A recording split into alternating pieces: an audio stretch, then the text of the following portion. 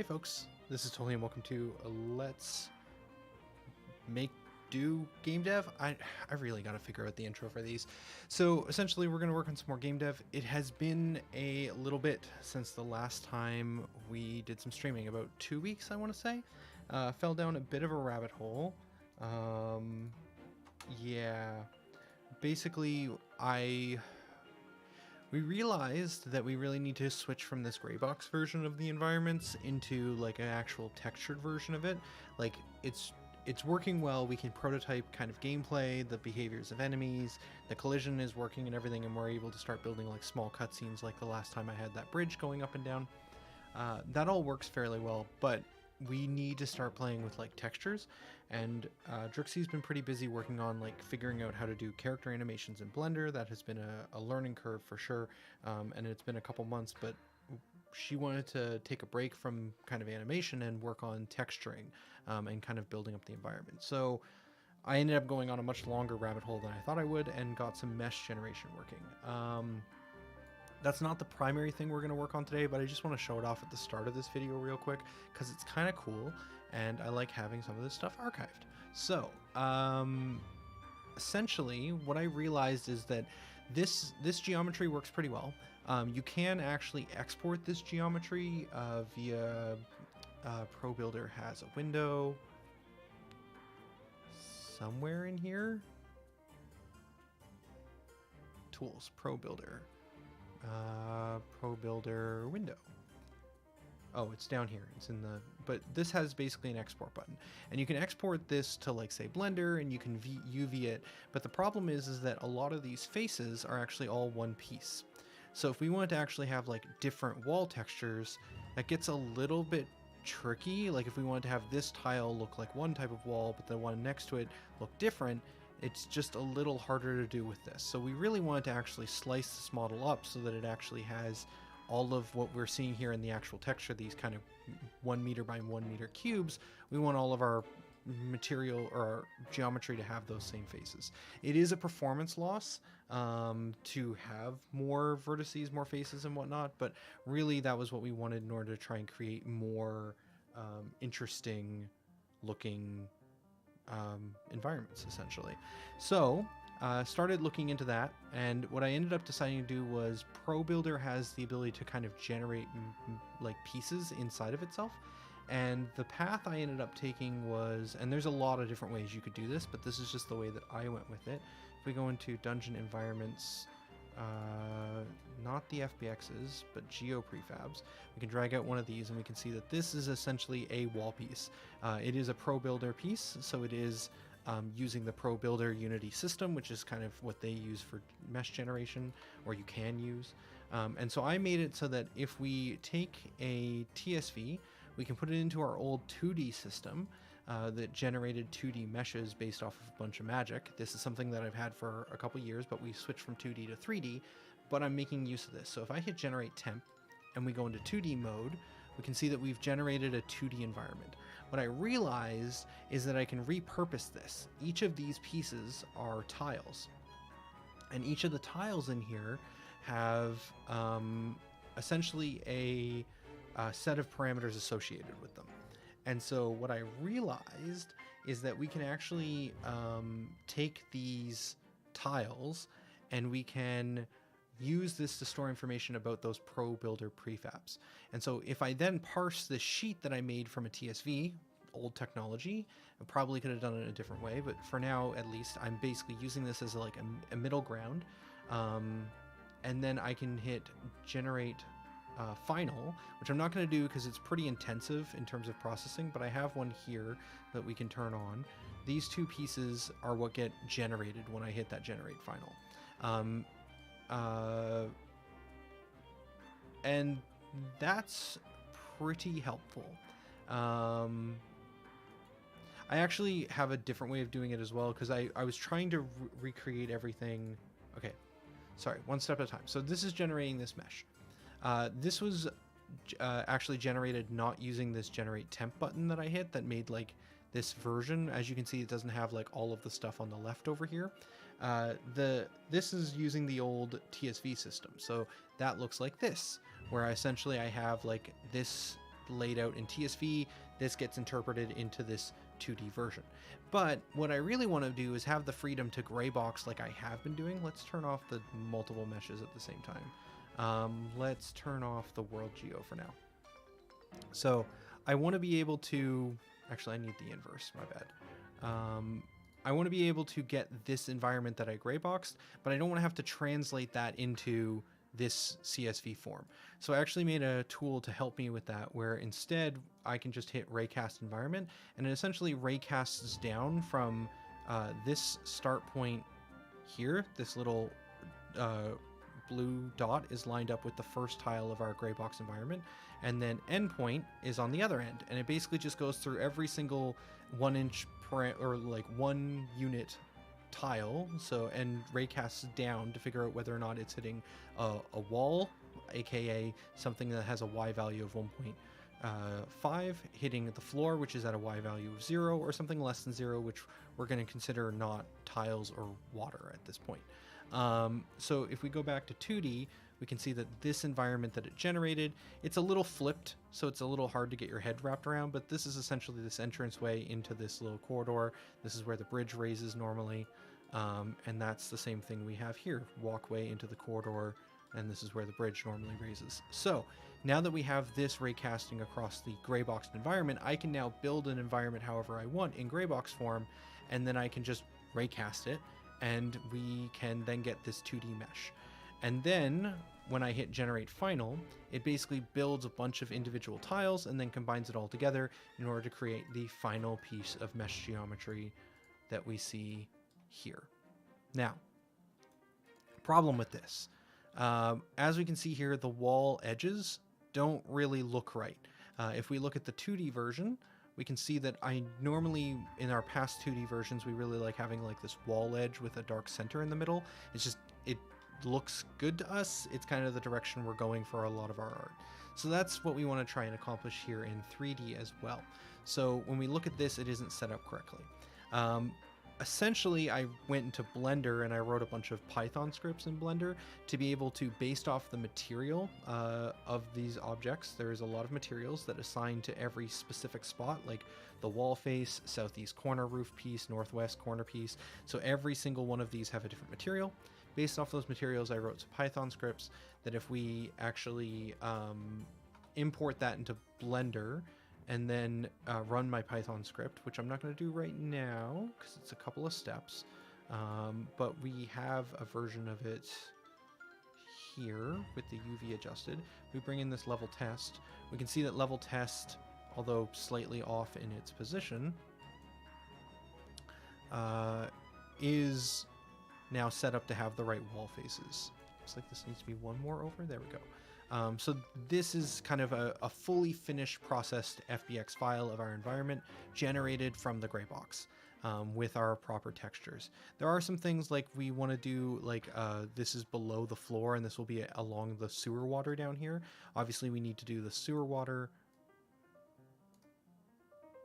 There, that's aligned. We need to do like the sewer water texturing, as well as we need to do like this wall face section here. Not sure what that needs to look like, but that's now that I have the model generated, Drixie can now do that work. So that's kind of cool. Like I said, though, there is a couple steps involved in terms of like generating that final mesh and actually exporting it to Blender and running my scripts and then bringing it back in. It's a bit of work. So in order to try and get a better visualization of things without having to go through all of those steps, one thing I did build as well, just as kind of a, I don't know if this was really necessary. Honestly, I went down the rabbit hole a little bit. I need to turn on the world geo so that it has the collision to collide against. But if we raycast this environment, I can also generate modular. And so I also wasn't sure which would be more performant, to be perfectly honest, is a big part of it as well. So in here, this looks the same, but these are actually all individual pieces. These are all FBX files that I've brought into Blender, cleaned up each of these, and made it so that they're ready to be brought in and used. And this modular version basically just has every single piece separated instead of being one unified model.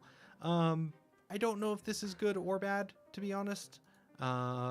it's something I did. Again, wasn't sure on performance whether or not it would work out, but it ended up being worse. Having all of these pieces I thought might be better. In fact, we can show that. So where's the character spawning? Right there. I deleted the... actually, we can test versus the actual level too. So we can bring this in. And then line this up. Okay. And then if we run the game...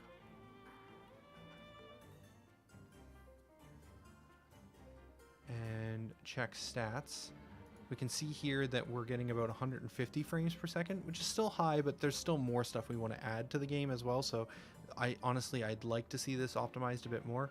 But that's with the modular version. If we turn on level test, which is going to need a collision, a mesh collider, and then we turn off the modular pieces, we can see that with the one completed one that's like all one piece, we're seeing closer to like 240 frames per second.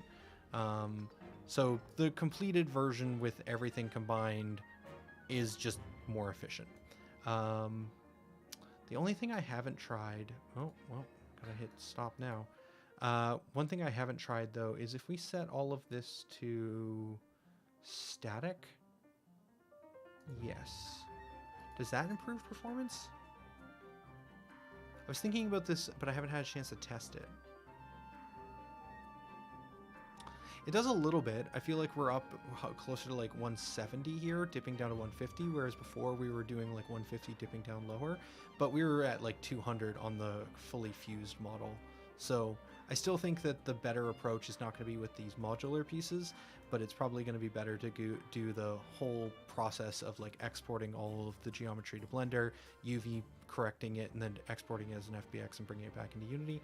But this modular one also works if I ever want to just like have something that feels close but not exact for kind of testing purposes. So that's kind of the grand past 2 weeks. There's the documentation of it. It took 12 minutes to explain. Now if I ever need to refer to it in the future, I have this archive. It's pretty cool. If anyone wants more of a deep dive on like the actual technical side of it, you could always request that and I can dig into it in the future. If not, we're going to move on. So let's... actually, I can just hit arrow to minimize out. And let's clear all the modular pieces, get those out of there. And then let's turn back on the level test one, which should be a completed version. And then we can turn on the mesh collision. There's other aspects of this that are still broken. One thing that was in this test had an issue where there was these 2 extra floor pieces generated. I don't think that's happening anymore, but haven't gone through the process of regenerating and putting it all through Blender again. So if we go into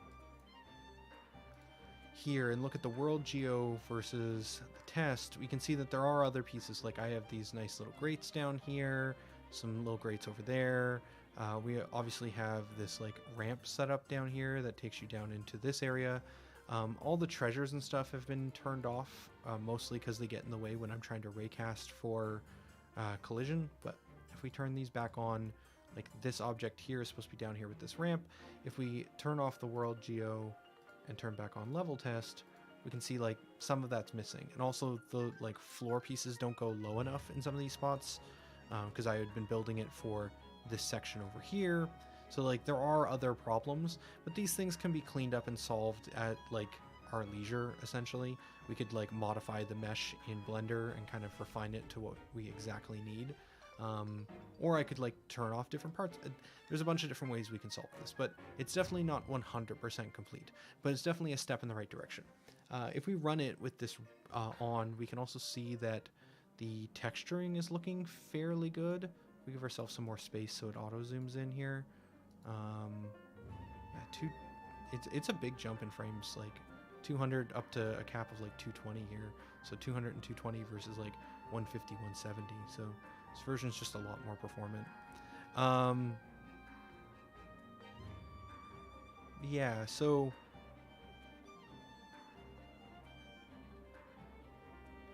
Yeah, I'm liking the way this is looking. I think Drixie had some opinions on some of this stuff being a little too busy.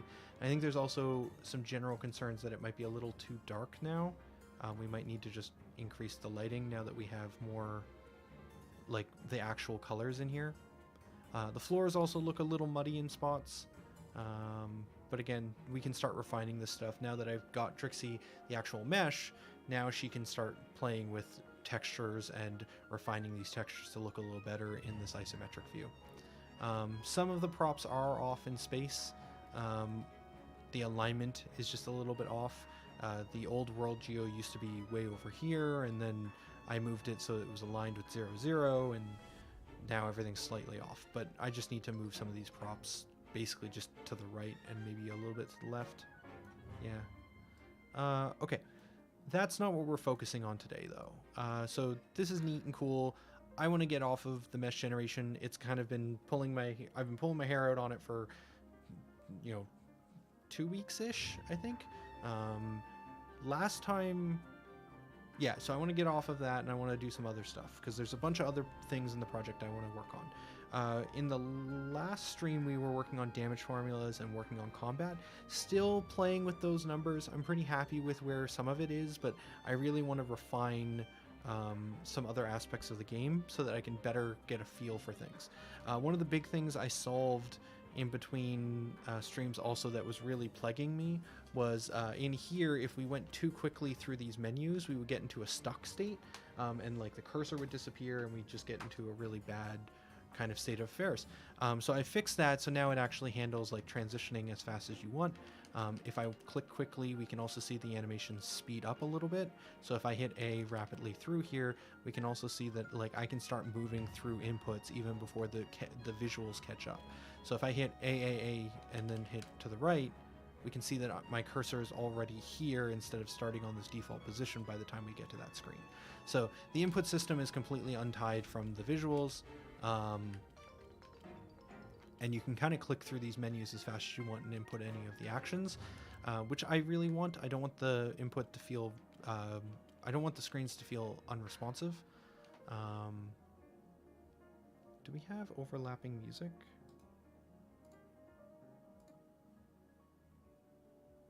I feel like the game audio is way quieter than it had been.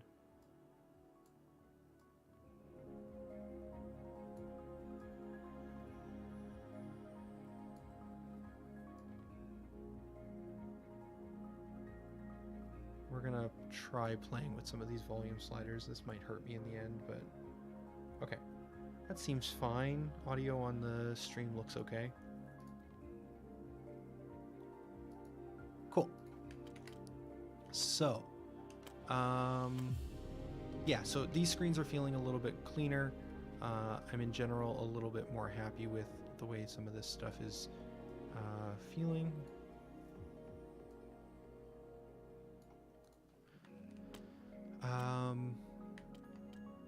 Yeah, next thing I want to tackle is we have these kind of like status information about the characters here, but it's kind of hidden inside of skills and inside of items. I think I'd really like to have it be on the main section of the menu here as well. And I also want to see if I can get something similar on the HUD. Drixie asked the next thing I work on is getting rid of this stupid white square, which used to be a representation of what our HUD would look like, just kind of when I was early kind of getting some prototyping of the screens up and running. And so want to get rid of this and get some real HUD. And I think probably want to have some general information about the character's current status somewhere on the bottom left. Do we have any mock-ups for that? We used to have mock-ups. Inside of art, not dungeon, UI, screens, mockups, HUD. Yeah, so we have a base mockup of some of the stuff we probably want. I don't know if current objective really makes sense anymore. Definitely like the idea of buttons. This was also designed before we added the elemental meter to the dungeon, which is a decision we made somewhere in between the initial mock-ups and in development. So this kind of holds this position now. So maybe we swap these over here. We could always move them in the future. But first off, let's see if we can actually just modify our scenes. So we want to go into the front end. I also got up and running this scene switcher up here, so now I don't have to go through the HUD or through the project to find stuff. If I want to go to a specific scene, I can just come up here. Let's save this for now. Okay, and so now we're in the HUD section. We can go to 2D mode for this. Okay, so this is super busy in here. This is another thing I haven't quite figured out how to solve, is when all the screens are visible at the same time, they all overlap each other, but normally when the game's running, we like disable everything. So if we go in here and take a look at UI, front end, screens, here are all of our screens. Each of those screens are represented as a prefab as well, so that if we want to, we can actually come into here and edit them directly in this space, which I guess is easier than trying to figure out how to turn them on and off. Yeah, right. Okay, I remember now. This is how I should be editing things. So if we take a look at, say, items, which is a pretty straightforward screen, this one should have some information about the unit menu list. Okay, and that itself is a prefab, which is a shared prefab down here. Okay, so if we go into the main menu, we open this up and we add the unit menu list to this, and we move this over here somewhere on the middle of the screen, let's say. We will need to hook this up. So how does item hook it up? If we go into here, there's a screen section. This has a reference here under the item select screen.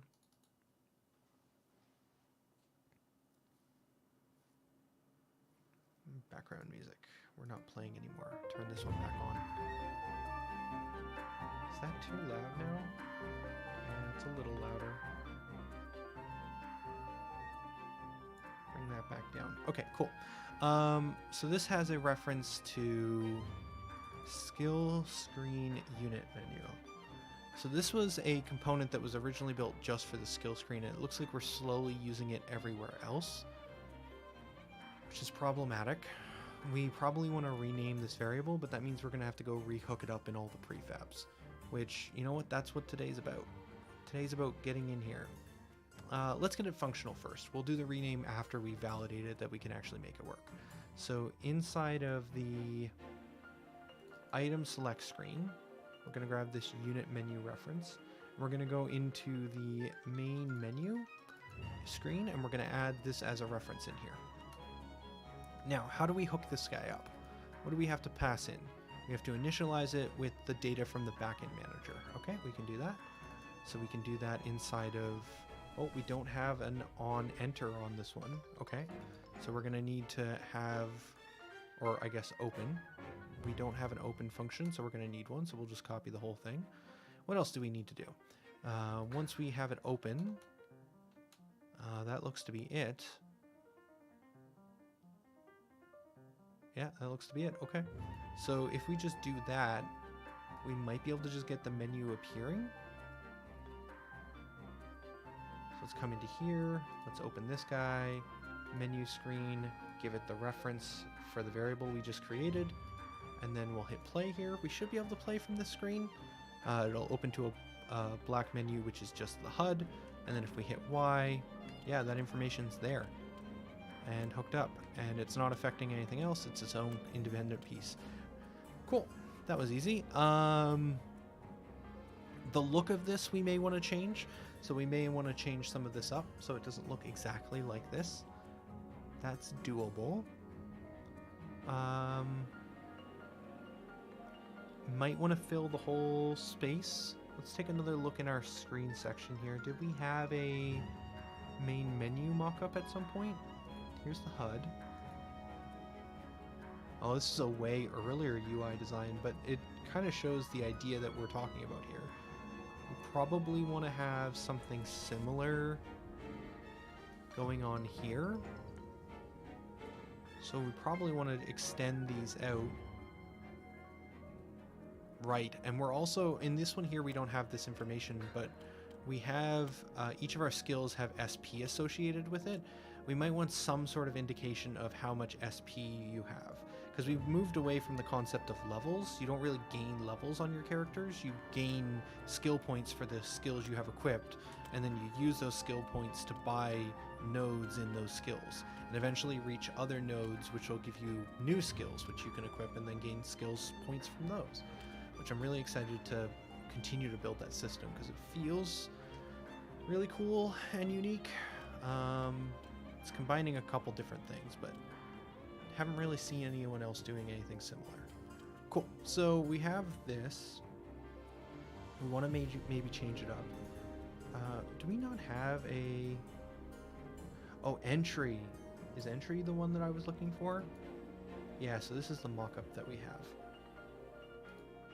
Honestly, the Drixie's earlier version is kind of a better representation, though. Okay. And we can't navigate to that menu or anything, which is good. We don't anticipate that you should be able to. In fact, I'm not sure if we really want it to be a menu at all.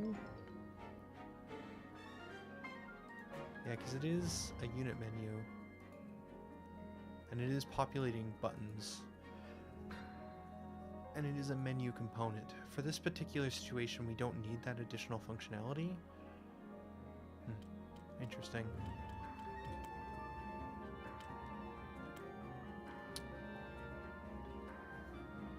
Yeah, we definitely want this to look different though, because right now it's basically duplicating here, and that feels weird. It almost feels like this should be transitioning over to the left, and then that's what you're selecting, which we could do, but it's a much bigger nightmare in a lot of ways.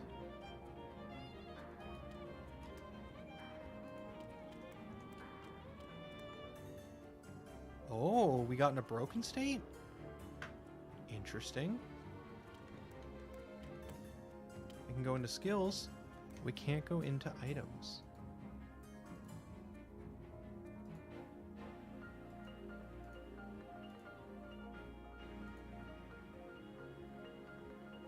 Oh.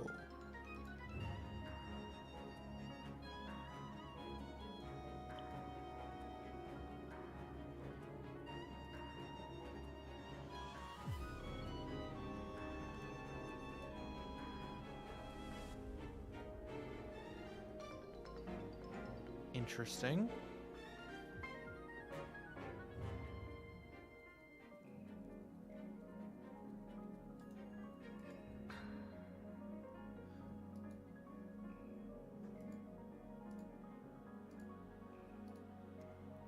Huh.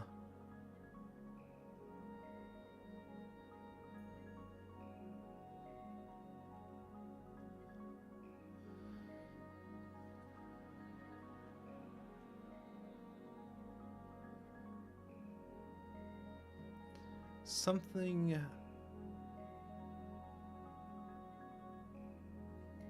is interesting. Something's up. Okay, so if we take a look under main menu, unit list, yeah, there's only 3 here.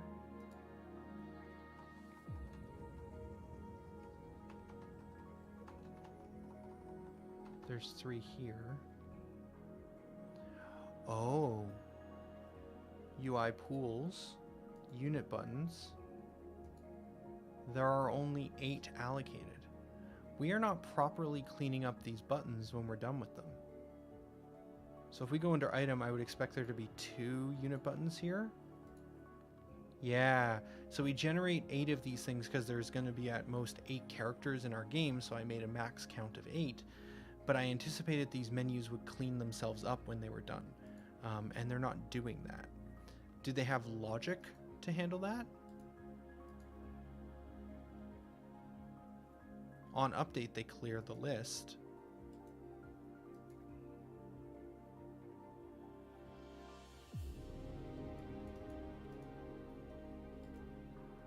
They do have a terminate call, which just calls refresh.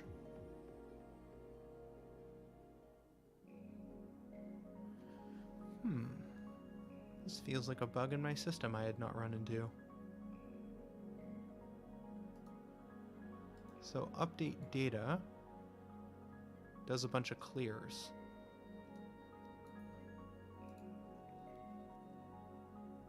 Data-driven menus component. I feel like we should be doing the same thing here.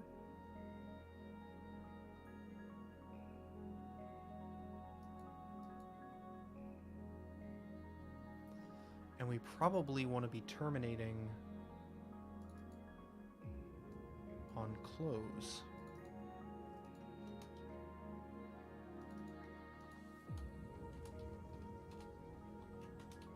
This may cause a lot of bugs. This system is really complicated. I have not touched it in a long time, and there could be a lot of repercussions to this change.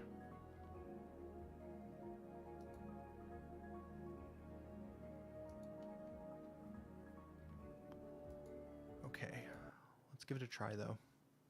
So my anticipation now should be that this menu list, at least for the main menu, should be getting cleared. So this one here, when we hit open, it goes in. If we close it, this should be getting...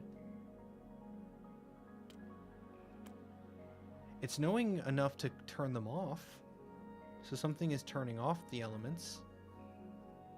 Huh. But it's not terminating. We did save the changes to the item screen, right? Yeah, we did. Or sorry, the main menu. Yeah. Terminate, and we've just added this clear to the terminate.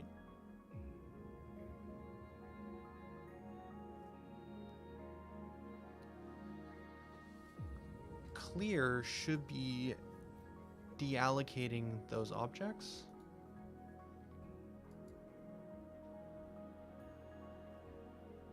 Oh, actually?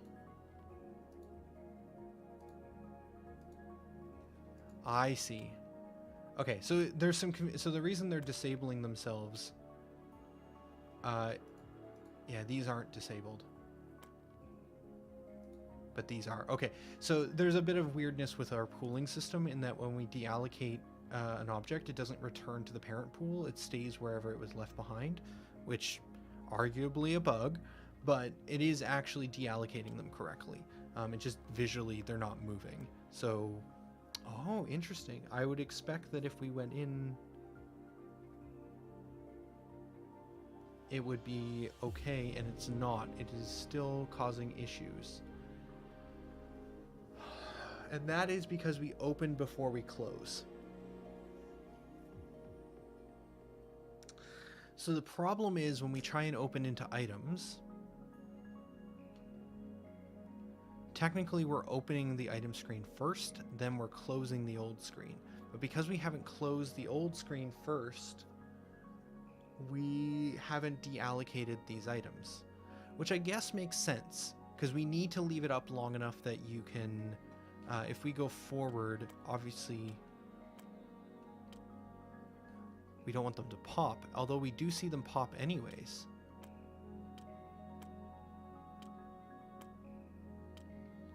That's probably why we're not deallocating them. Okay, okay, I see why I ran into problems with this.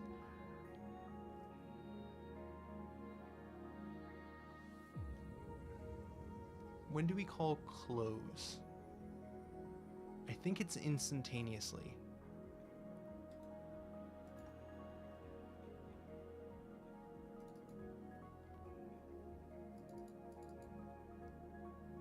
When we update the screens,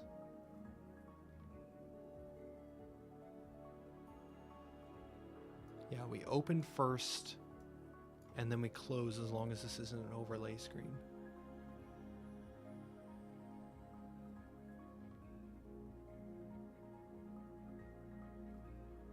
Huh.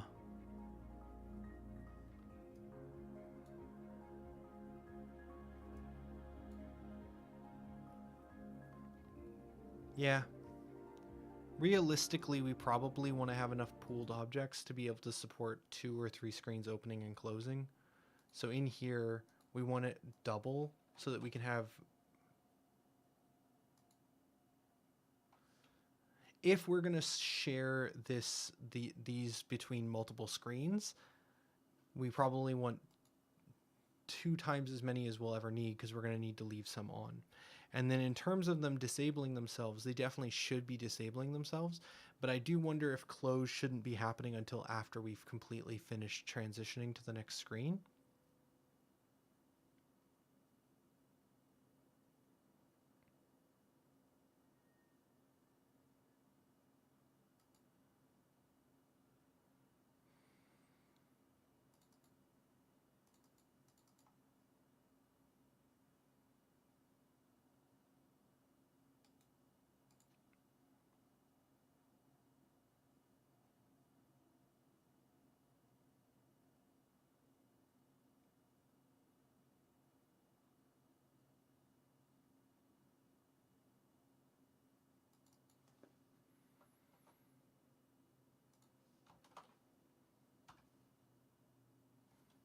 This breaks a bunch of stuff. This breaks a bunch of stuff. So my thought was that we could add a sequence step. So when these things are moving back and forth and we're like turning off different elements and stuff in the UI, or moving anything in the UI, it's handled through this transition system. And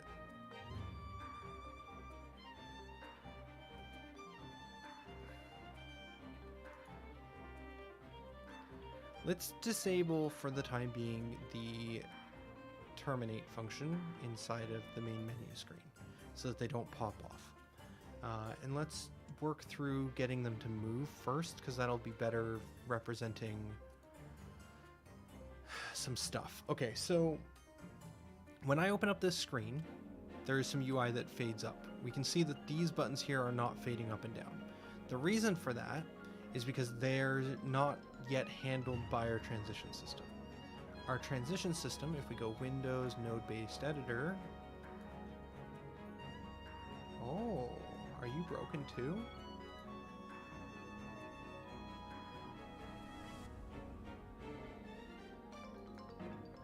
When did this break?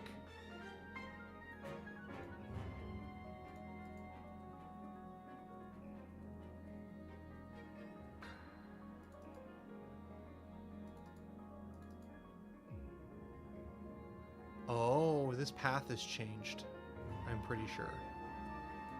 So this used to be in a different spot. It's gotten moved. So we're looking for the... I did a bunch of project cleanup stuff recently. So it's looking for this asset to display it. And it's now at this data path instead. So the JRPG... So now it's in content.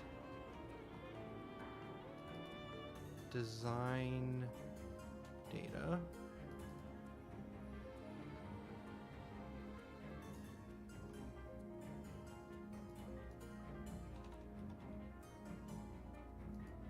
Design data. Sequences. Screen transition. It looks like I renamed this. Screen transition, transition master, screen transitions. Okay, so that should be the right path now for it to find. We got overlapping music again, which I'm bad for. Honestly, just for the sake of simplicity, we'll just mute in here and just leave the background running for now. I also feel like switching it up. Let's go to this one. Okay, so plan of action. We can now go into here. Aha, now it loads. So now we can see how all of our different screens transition between each other. So if we go into main menu, when we go from main menu to HUD, inspector,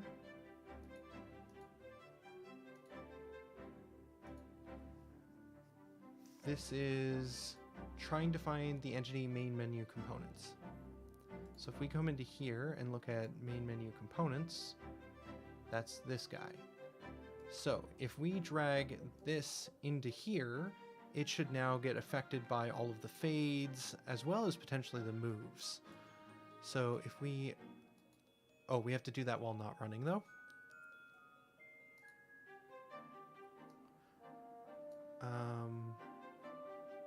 While not running. So in here, drag this into here. I see.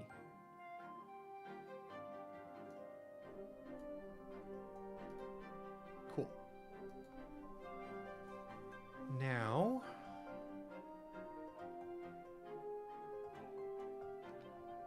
it fades up and it moves to the left. Okay, so it just needed to be part of that component, because that component is what's moving all of the individual pieces and fading all the individual pieces. Excellent. So these screen transitions are essentially what we use to do things. It looks like this might be, no, close main menu. Oh no. These ones. Here we go.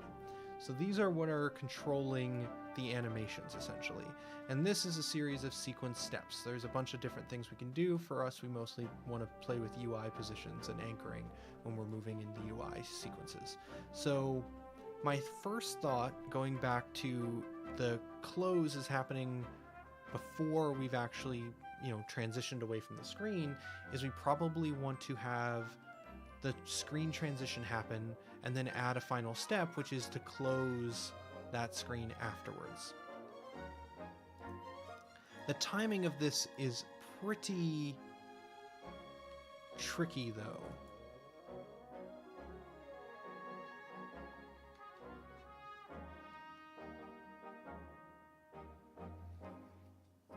Primarily because we allow you to stack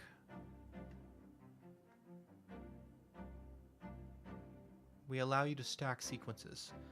So the problem is if I hit A here, we should, if we add something that says when this sequence is done, unload the previous screen. When I hit B here, if I hit A then B quickly, we transition back and then forth. The close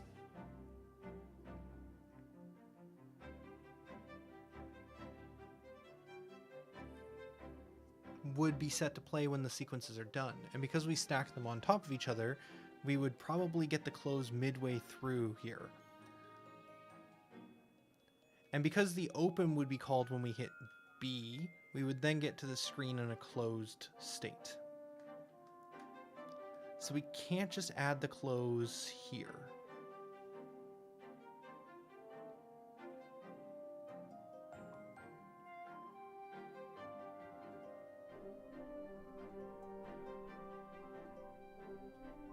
This one's tricky.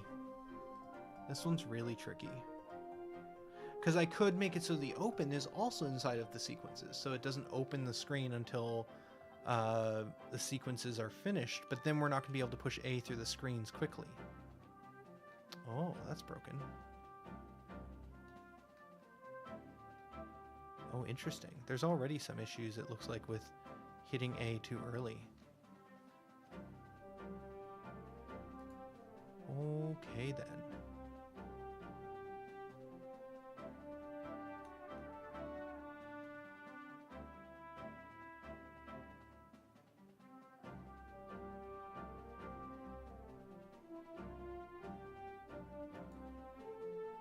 Okay. I see why I've made the decision to never deallocate anything, and it's awful. But it's because if we deallocate the buttons on close, we run into a bunch of problems. So a long time ago, I probably made the decision, and this is why it's built this way,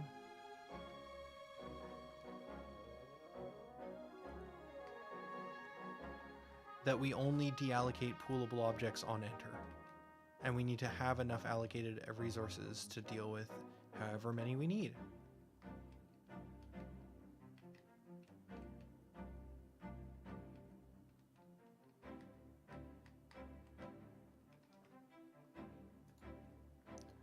I think I created that bug with things on the clear.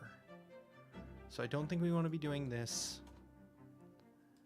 And I don't think we want to be clearing on terminate.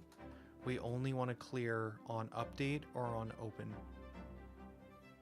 Or update comes from the open screen, but we only want to update on open, which means we need to have enough pooled versions of all our prefabs to manage every screen. So why use a pooling system then? To reload data easily? Okay. Fine. We'll leave it for now. It's not hurting anything. I just have to increase the amount of pooled objects that we have in order to not hit bugs. But this is not sustainable, and I will need to come back to this and think about it. It's not hurting anything. We're trying to get to a playable vertical slice. We can solve these things before we actually get to full release. Although, honestly, it may not be necessary. Like, it's not like it's... Like, these UIs are not complicated. We're at, like, 250 frames per second. It, like... Sometimes it can be really easy to get into, like, an optimization loop where you're just like, oh, I need to optimize because optimizing's good. But, like, if there's not a problem and you're running at a high frame rate, why are you optimizing? Right? Like, it's good to be thinking about, you know, optimizations to make sure that you don't get yourself into a bad state in the long run. But you can also over-optimize for sure. Okay, so this is showing up here. Let's replace this with a different prefab. So this is the menu list.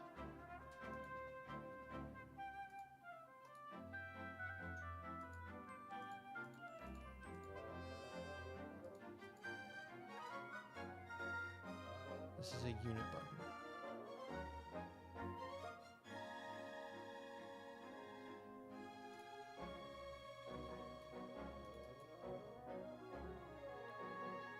We can do non-menu data-driven things, I think, as well. And I don't think we need this to be a menu. So let's see if we can figure out how to do that. So we're going to come into here. Actually, let's just do this at like a base level. How about inside of shared? So we're going to make a new folder. We're going to call this unit status. Inside of unit status, we're going to create another folder, which is going to be for components. And then we're going to create another folder for prefabs.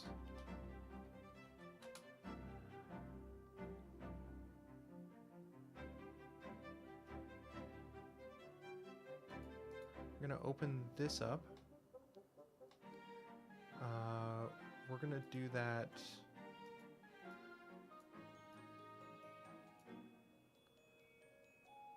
from here, because that'll give us the blue screen. If we open the prefab in the scene, it'll have all the stuff in the background. Here we won't. We're going to duplicate this object, and we're going to call this unit status list instead. We're going to find where this component lives. So this is a skill screen unit menu, and that lives inside the skill screen. Weird. So we're going to duplicate that piece. Didn't ask for you to open. You can go away, please. And we're going to drag that up into here. And we're going to rename this to unit status list. Copy that. Now we'll open it in Visual Studio. Rename. We're going to get rid of data-driven menu component and just make this a data-driven list component. Now it don't populate buttons, but we...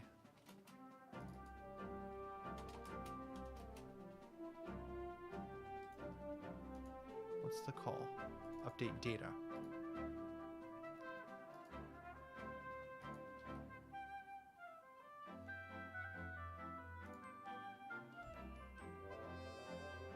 Okay. Can we look at another one of these for reference? It's been a while. Oh, this is the skill ups. Neat. Just loops through, gets a component, sets it to active, adds it to the sequence steps to the range. Yeah, okay. unit status element.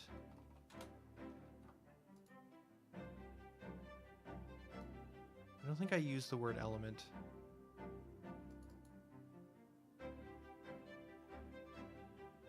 Oh, I guess I do. Okay. Okay, yeah, no, that's the correct term. Just want to be consistent within my project. Okay, so yeah, within my project, I just want consistency, and it looks like this is the word we're using. So in here, instead of ability heal button, this is now gonna just be unit status element. We will set the parent to be the list parent. We don't need to get the button. The other ones looked like they were... Oh, they set it to activity to false because we want to turn it on via a thing. But otherwise, that looks like all we have to do, honestly. Okay.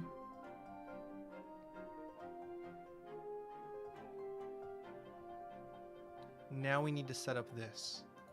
So... that was unit button. So we're going to duplicate unit button, and we're going to put that in here. And we're going to call that unit status list main menu unit status list element. Okay. And we're going to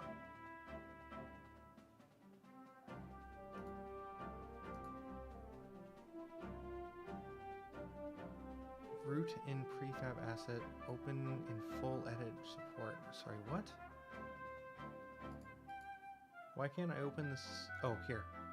The button was a little higher than I thought. Okay, so then in here, this has a unit data-driven parent component, and then these are all unit components.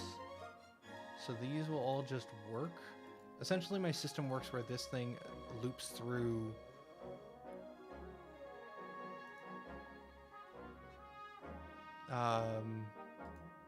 whatever data type it's given and finds all components of that type. So anything that is of type unit will just get automatically found and updated, and these are all the parameters. Okay, that seems fine. I don't think we even need to do anything here.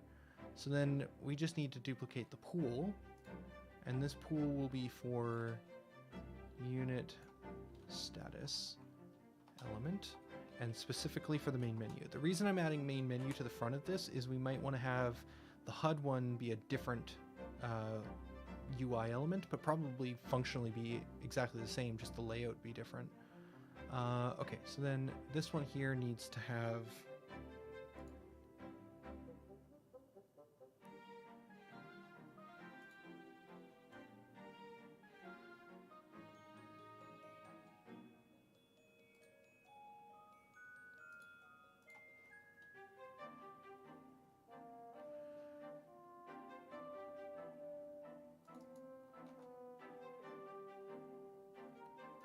interesting.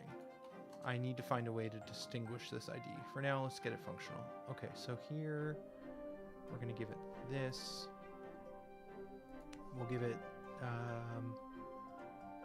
we'll say 8. I think that'll be fine in this case, even though we ran into problems before with the other one. So that should now work. We can come into this prefab and we can delete this one. Okay.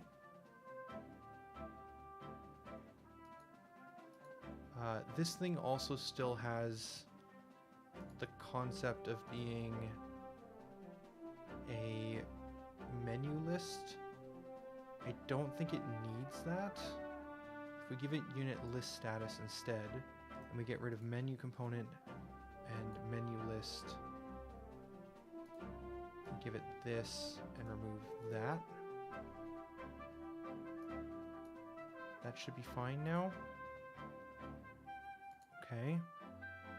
Now the only other thing we need to do is we need to update this variable. Instead of this being a skill screen unit menu, it needs to be a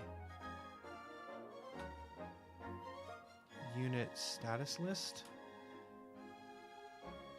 which for the heck of it, let's also just rename this for clarity. Okay, and now if we drag that prefab we set up into here, we should be able to see that new UI, which will look honestly identical for now.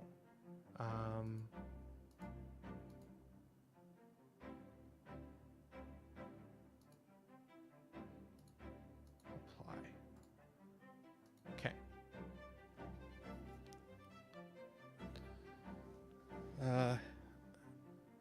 Now we should just be able to come into here, hit Y. Yeah, and it looks exactly the same. So let's see if we can make it look different. So we come into this guy, open this up, and then let's just extend this. Come back out. We should be using this new one.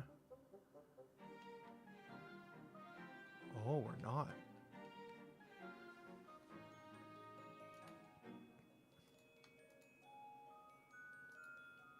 And we're getting errors.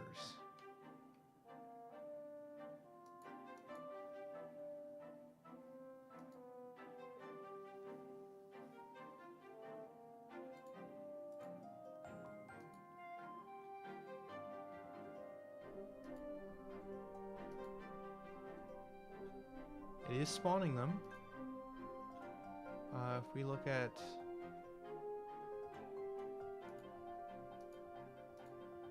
It is spawning the correct one, too. Interesting.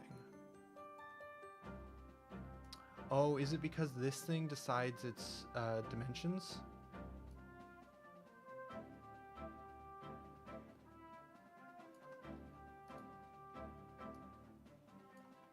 It might be because that thing decides the dimensions. Okay, so let's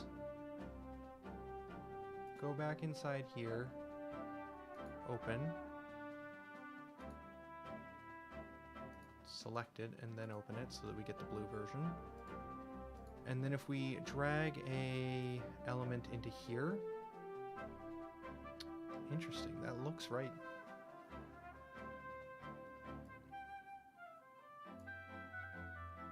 Oh, auto scaling.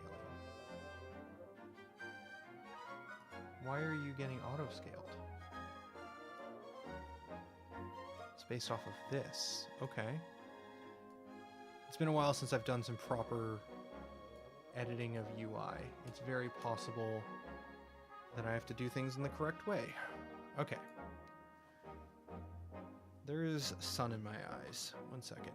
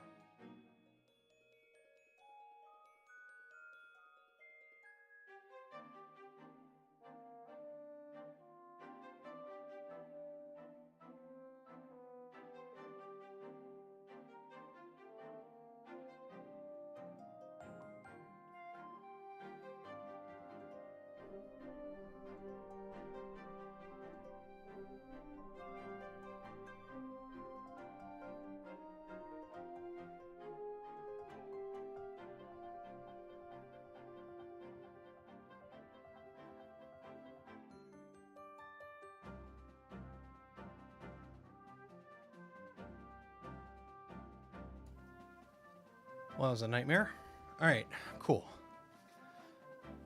I feel like that normally never happens, but like just the way light was reflecting today. Okay, cool. But we are able to see again. Also, hello Ricardo, if you're still in chat. I'm not sure when that message was from. It does not look like you are. Oh no. Okay, so This should be laid out correctly. This should be laid out correctly. Good, good, good. Let's actually run this and see what's going on. There was also still the error too, which is somewhat confusing. So one of them was set up correctly. Because that's the one we left in.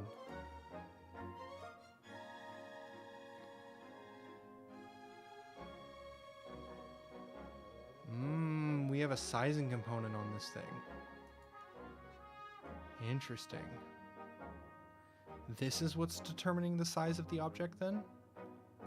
And when it gets updated, that makes it work. Okay, so then if we come into this, open, no. Open this one, delete this object.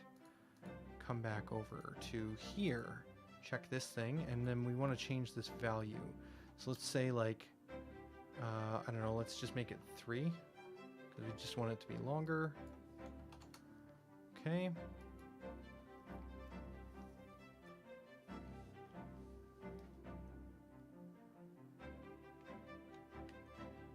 Okay, so that's working. Is stretching the textures sadly though, so that's something we got to figure out. It's also not positioned exactly where we'd want it. So now that we know that's how that operates, let's open up the menu.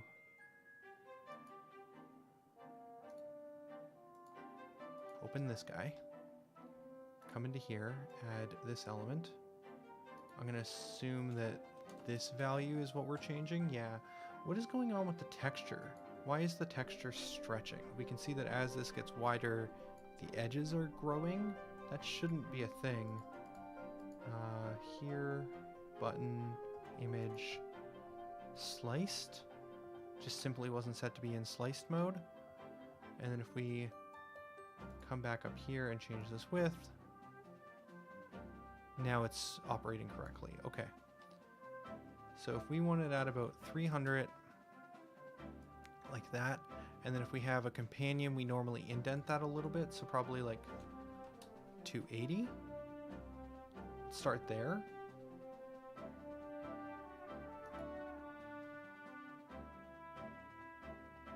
Okay, I'm gonna make all these changes in the actual prefab. I think I can modify them here, but I just feel better making these changes inside of this object. So we're going to do 300 here. We're going to assign 300 to be the front and 390 for the back. 380? 380. 280. And then here, we want to come into this thing and change this to be sliced. Cool. Now if we run the game, it should be aligned close to how we had it set up in the preview. And we do.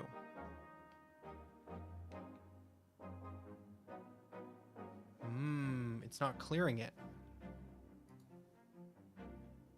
Okay. So menus clear every time you open them. When we call on update,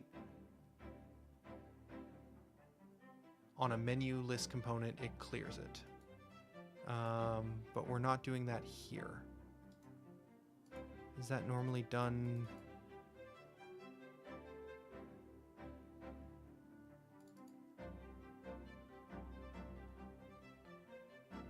Populate elements.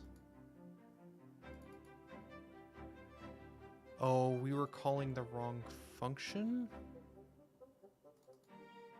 No, update elements, update.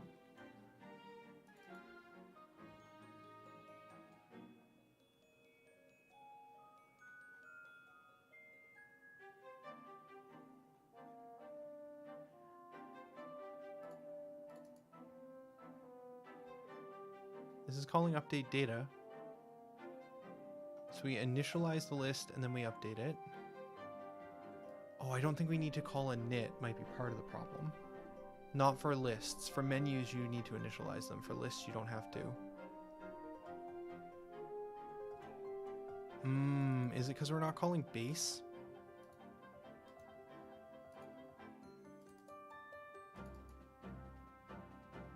I see. We're supposed to override populate elements, not override update. And then update will be in charge of clearing and doing things correctly. Okay. So then it's possible, if that's the case, that this is a failing on my design.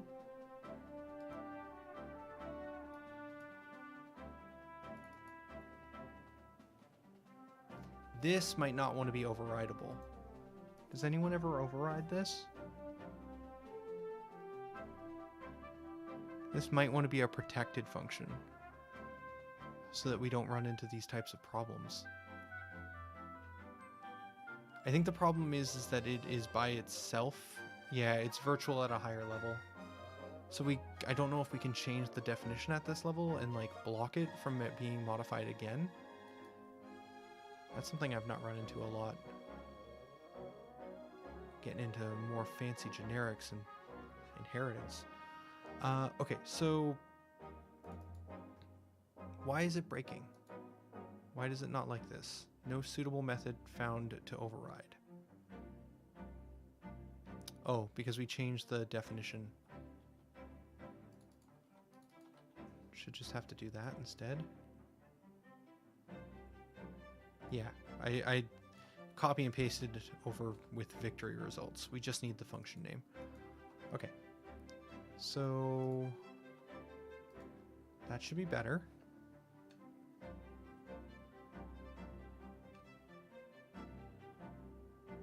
Again, a bit roughy, or a bit of a rough start. I haven't used this system in a long time. I basically spent like a year developing it, and then we walked away from it and went and did a bunch of other code that we needed to do. I still think it's really powerful. It's just getting back into using it again. And stuff like that where it's like I shouldn't or I shouldn't override update, but I should override populate elements is something where I think is a failing on my part in the way that I've encapsulated some of those functions. So why is this breaking?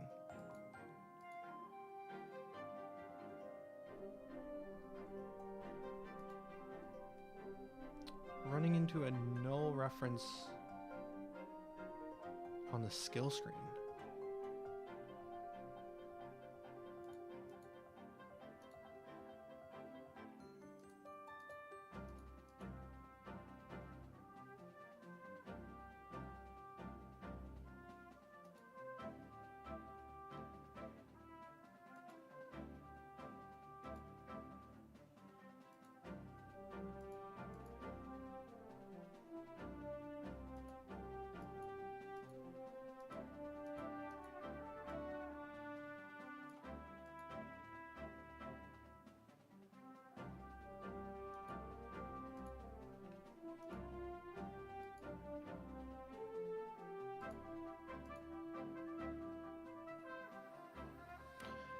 We weren't supposed to modify this guy. We weren't supposed to modify that guy. Source tree.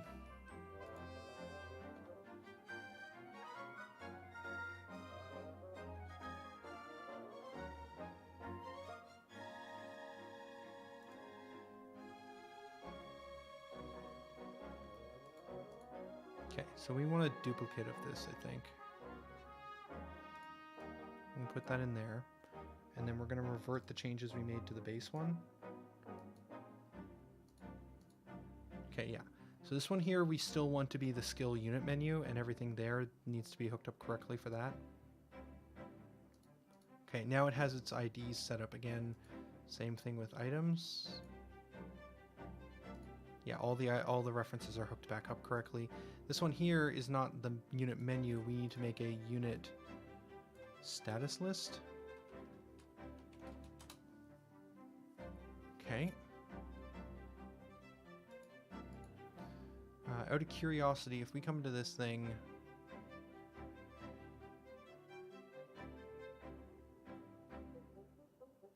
Yeah, this contains basically no real information that we're too concerned about. Okay, cool.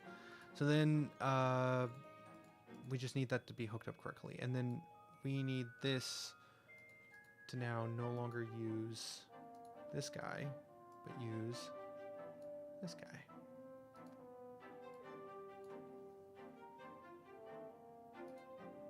Cool. Now we shouldn't have any errors anymore.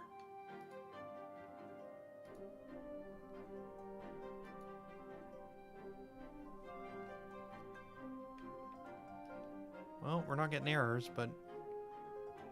Oh, because we didn't place it. We deleted the old one and added this one back in, but we didn't actually reposition this thing. Now, it looks like everything operates left aligned, so if we bring this back in...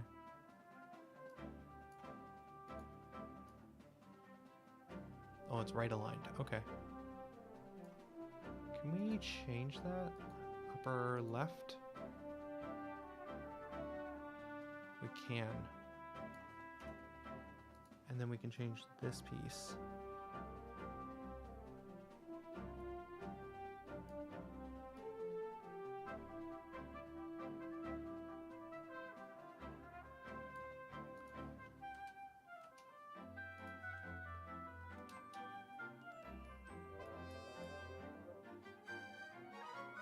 Okay.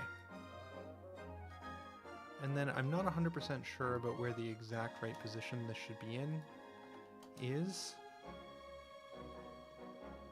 That seems fine. Yeah, let's work with that.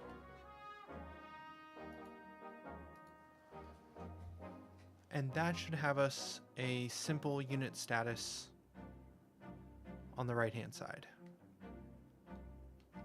Except we, when re-adding this, forgot to put it underneath the components. This actually has to be under here.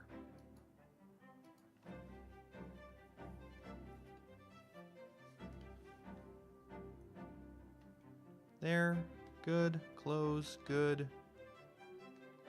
Not adding or creating extra ones. Not running into any errors, going in back and forth.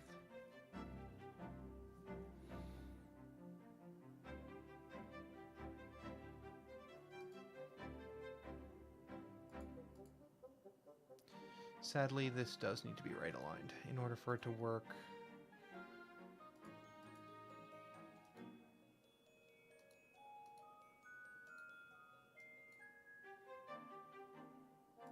Oh, that was a change I made specifically inside of this prefab, I see. Because we didn't apply it. Cool. No other overrides, got it. Yeah, we need it to be right aligned, otherwise the indentation on the right that we're trying to go for won't be consistent. There we go. Now Giju's slightly indented. Now, whether or not we want it to look exactly like this, I'm not entirely sure. I think that could require some iteration and some reference gathering, but at this point it's functional, so now we at least have some stats about the characters on this screen when we come in here.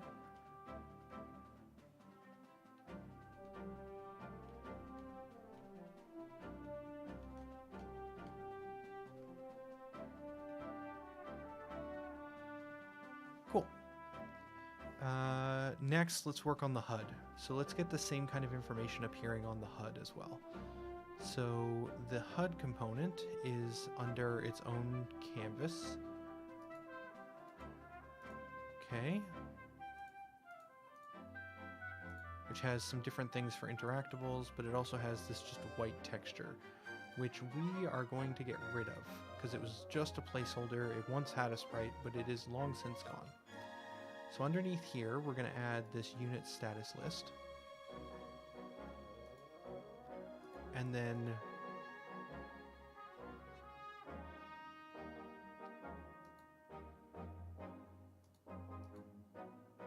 is this the screen? Oh wow, it is. It's just called HUD. All right.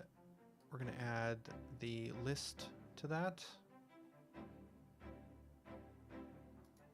Just going to pin this one and pin this one for easy back and forth.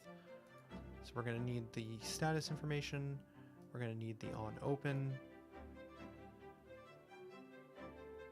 which is currently playing the music. Okay. Does that mean we restart the play? Oh, I guess we only change music when it's not the one that we already have. Yeah, leave it already playing. Okay, that's weird though that we...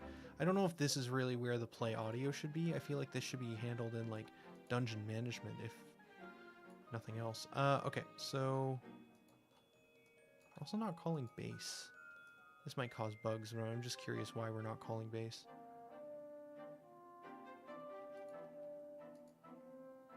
we're also not overriding. Interesting.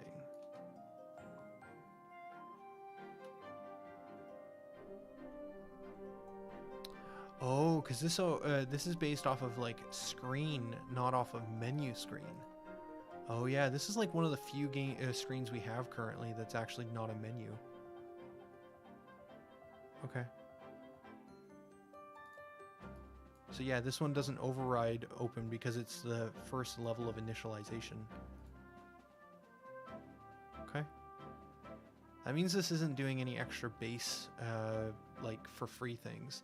A lot of the, like the main menu has like a menu screen it inherits from, which does some opening and closing magic, but mostly around the list of automatic components based off the menu. Okay, so yeah, we can just try this.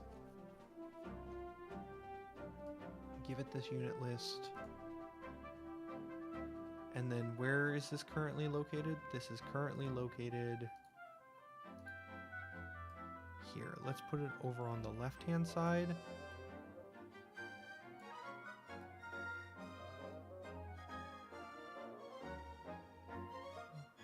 There, I guess.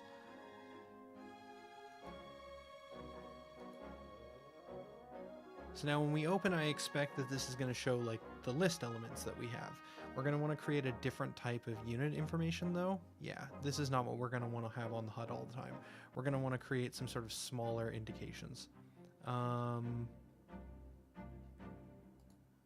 we're going to duplicate this guy and we'll call this HUD unit status element. And under the HUD pools, we're going to add this one. I'm going to call this one HUD. And then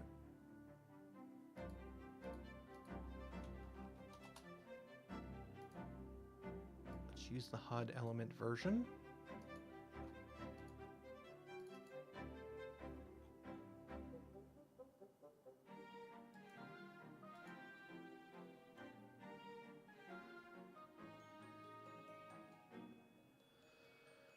There isn't really a great way to change up this value, huh?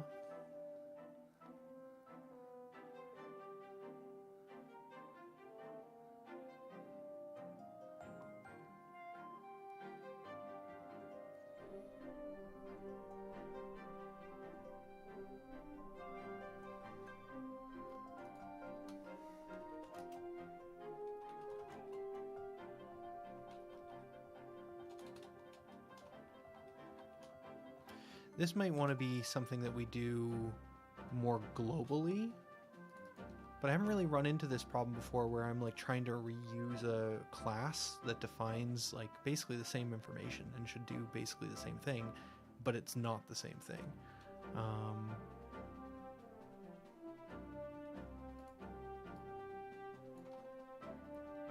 So we'll try doing it this way for now.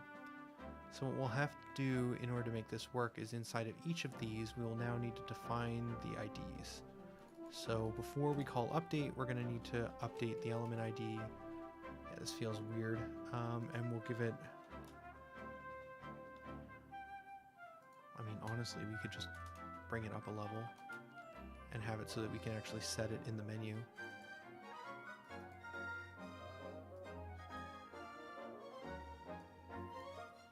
Actually, if we're doing it...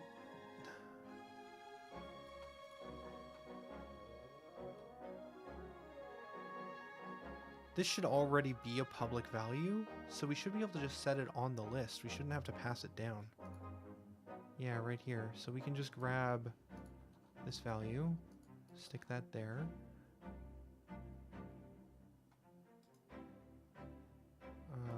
Apply.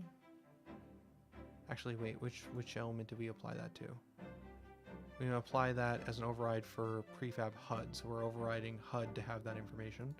And then here, we're going to change this one to have main menu at the start. Main menu unit status element. We're going to add that here, and we're going to apply that as an override for main menu. Okay.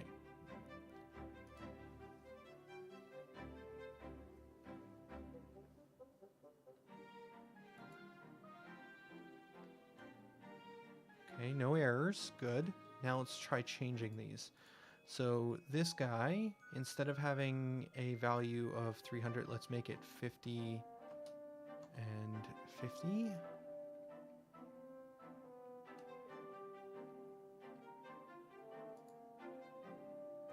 Okay, and these didn't change. Okay, so we have now set up the HUD to have different data.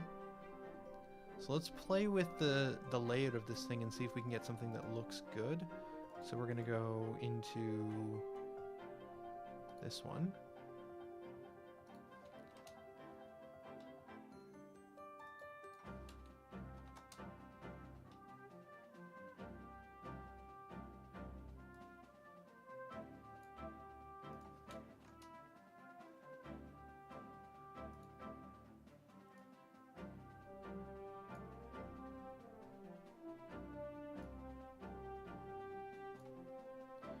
Probably need a little bit more than 50. Let's go 60.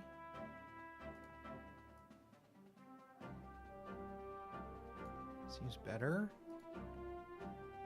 Bar, fill bar. Drag these in a little bit.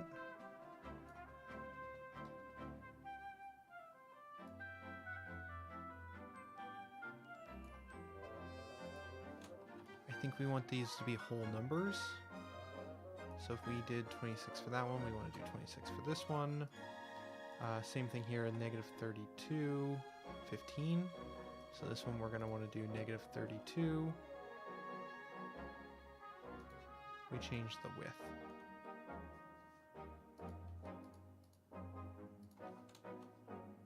There we go. Okay, and then we can get a little bit more space if we want down. So we can go maybe down to 8 and move this one down negative 8. Interesting.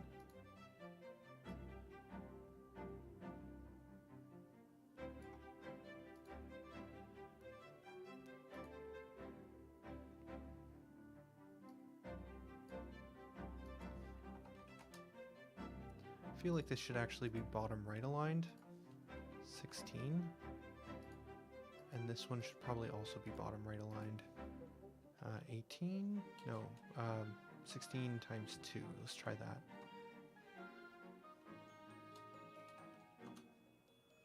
That's too high. 27? 28? 29? Sure. Then where is Ward's text? Let's do 5 and 5.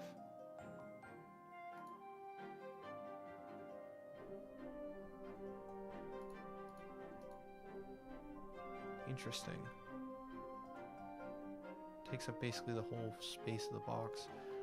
If we do 8 and 8, we can probably keep this a little long. I just want to have a little bit of space away from the edge here.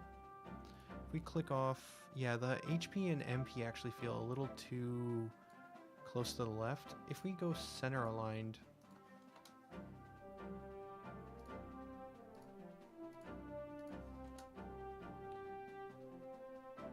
interesting. I guess that makes sense because this information isn't directly in the middle of this box. If we were to bring these in to say 20 and 20, that would look a little bit better, I think.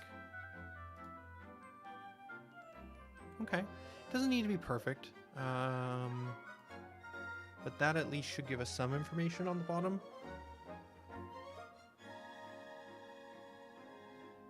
Okay. 200 by 200 is too wide for this information. Got it.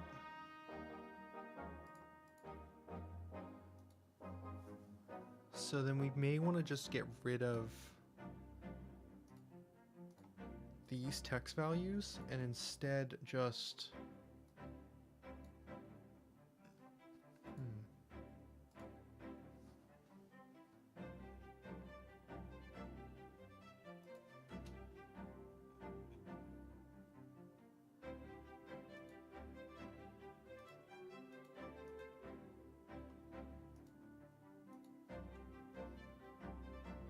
What is going on with the anchoring on this? I would expect... Oh, it's because the MP is...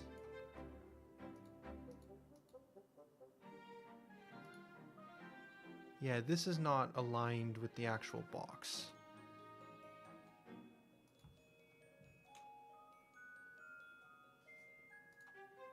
What if we did that?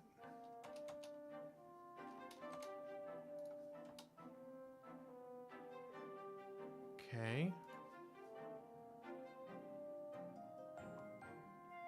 Do the same thing over here.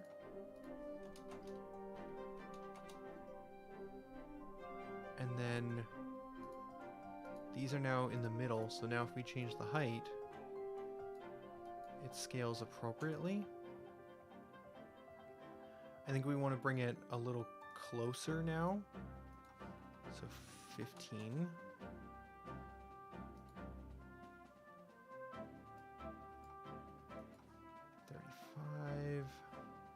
And then center align. Okay, do the same thing over here. Set these to 15. 0.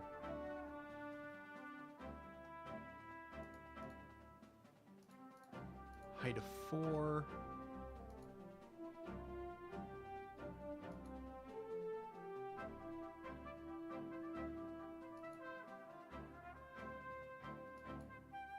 Okay. There we go.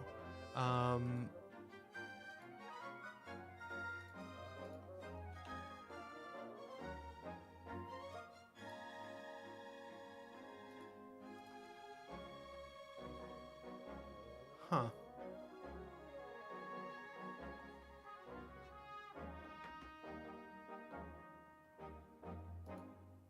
Oh, 35, not 15. There we go. And then we can move this back up to wherever we see fit.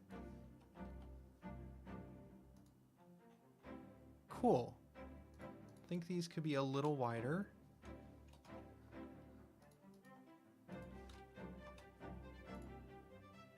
And then we probably don't need this to be as big anymore.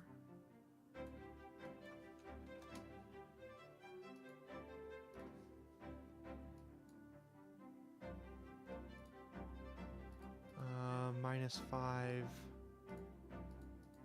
-5.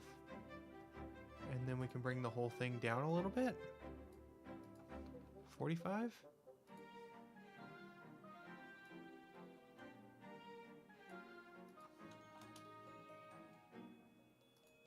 Cool. Let's see how that looks.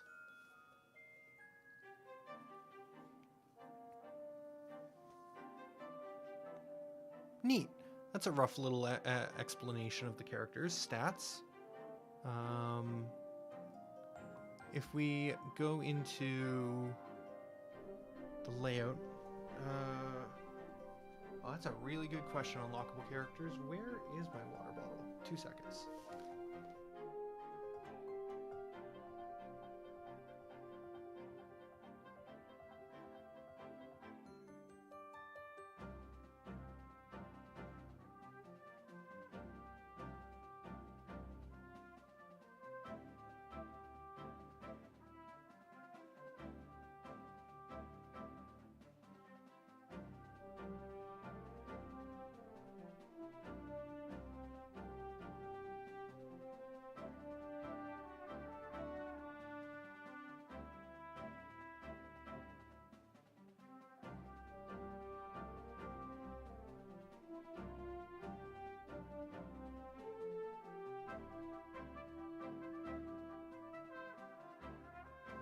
Excellent call.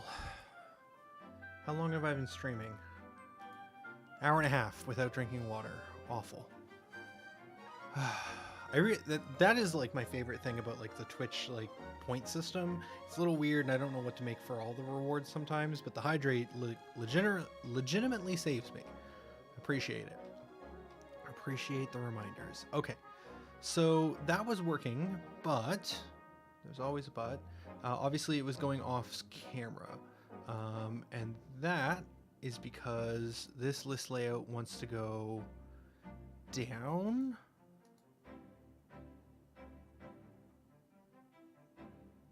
This is a vertical layout group. We instead need a horizontal layout group. Doesn't like that. Can't have both. What if I try and do it this way? Okay, fine. What if we duplicate this thing? Remove this horizontal. Now, what were the actual information? This is why I want to hold on to it. Spacing 1. Upper right. For this one, we probably actually want upper left. And we don't want these values ticked. Cool. And then we'll make this the list parent, like so. And we'll just turn that one off for now. And see how that works.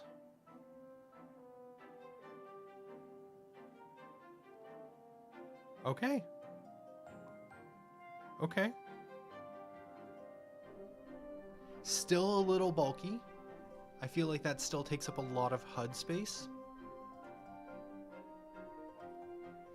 It's also not correctly aligned from top to bottom, but again, pixel pushing can be worked on.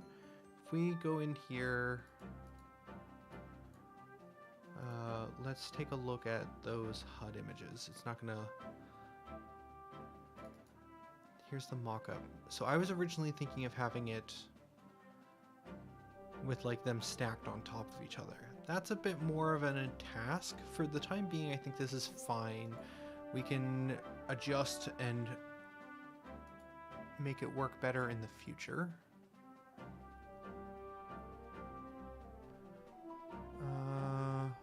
Let's regenerate this. I believe there are new folders. Oh, the generate didn't work.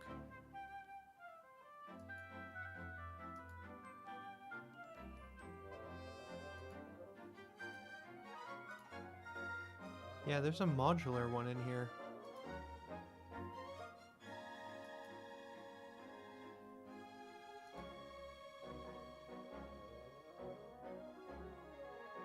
Huh, it's not finding that one for some reason.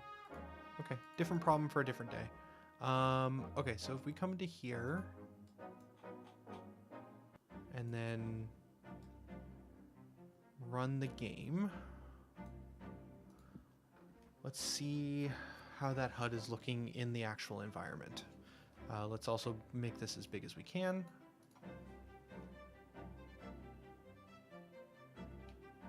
Don't hate it. Don't hate it. Front end. What would the pixel pushing look like? HUD, front end, HUD components, status menu. Why do you exist where you do?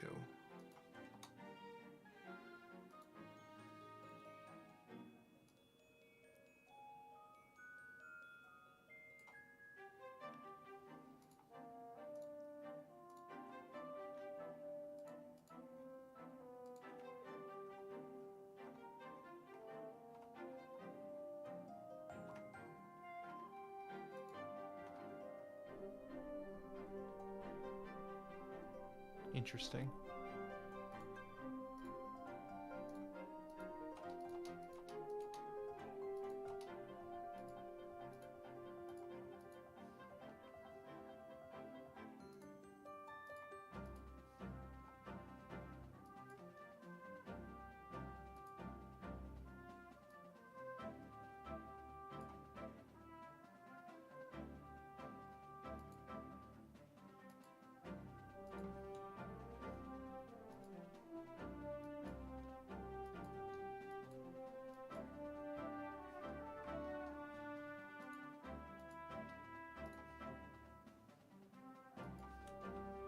It's been a while since I've done any kind of like pixel pushing type work.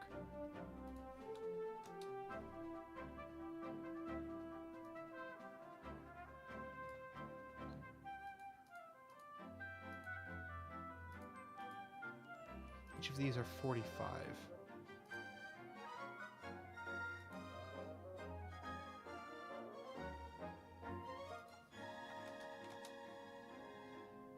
That looks better. Okay, so this thing needs to be set to be stretch. This thing needs to be set to have a width of 45. It needs to have 0, 0 for its pivot. Okay. Core, front end. I can make this change. I just need to remember all those things. So components need to be stretched out to be the size of the space. This one needs to be bottom left at 0, 0, have a width or height of 45, and like 300 should be fine. 0, 0. If we open this, we should relatively be able to see that in action. Yeah, that looks correct now. Okay.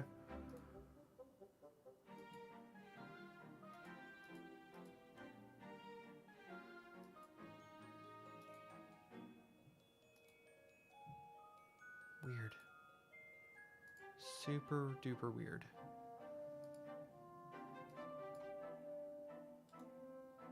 Kind of want to solve that, honestly. Okay. Let's see what we got.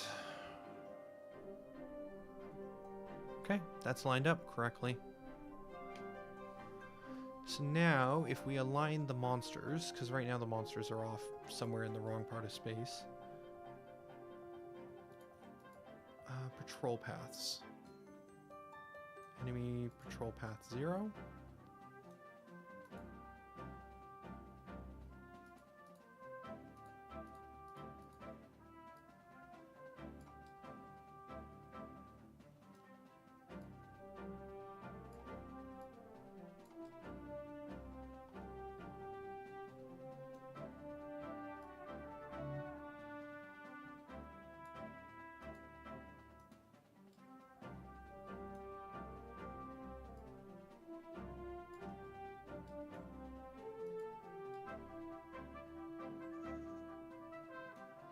It's much harder to see placing these points now on the actual like textured environment. It's way harder to tell where the edges are. Like I can see that there's an edge of a tile there. So these tiles aren't perfectly seamless. Something to work on.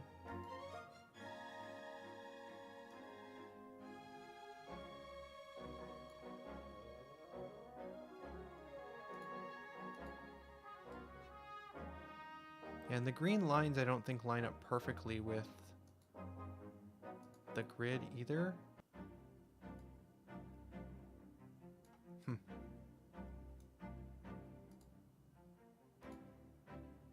think there's where we want it. Okay, so enemies should be spawning now, and we should be able to walk into them in order to get into a combat. Or not. Where are my enemies?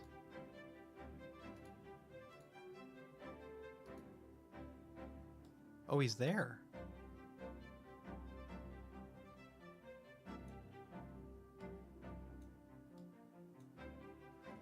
Oh, weird.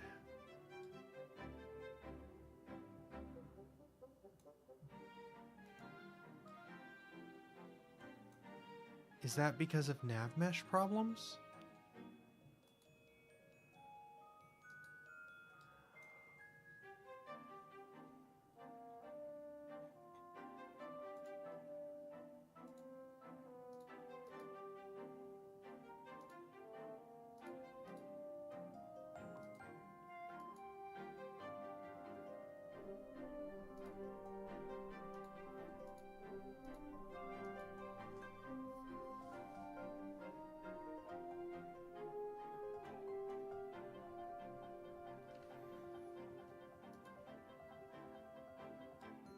But like, why do they have no image? Like I can see from the debugging where they're walking around to, but like their sprites aren't loading. Because his sprite is missing?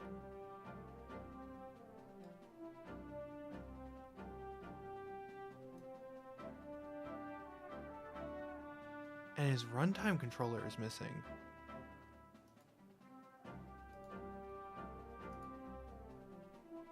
What happened to our enemy spawning?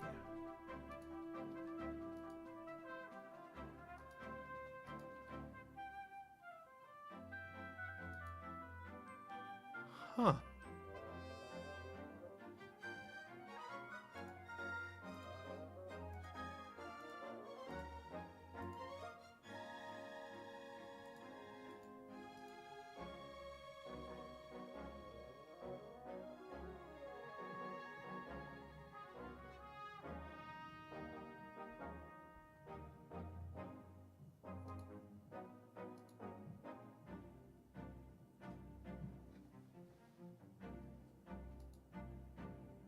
Some of the data didn't come over from my other, like,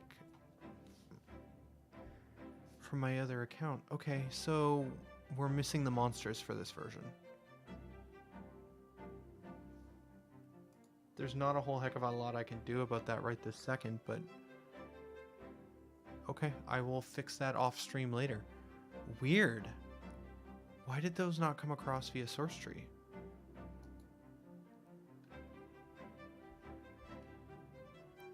I wonder if the value they're in is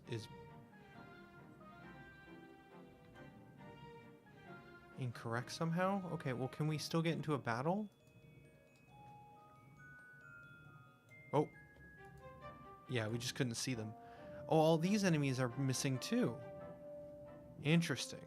Okay, well, let's battle ourselves for a little bit just to drop our health so that we can see if that health is updating in those menus that we just set up. Huh.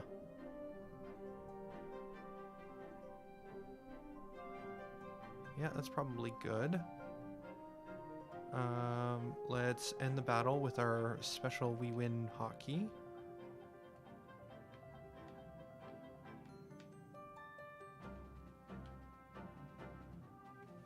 And the HUD is not appearing. This is another bug that we've had for a little while, which I've been meaning to fix.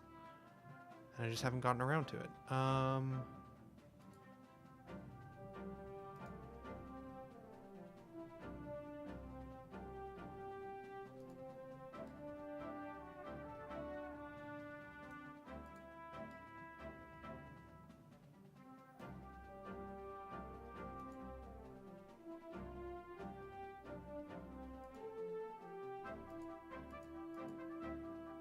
Huh.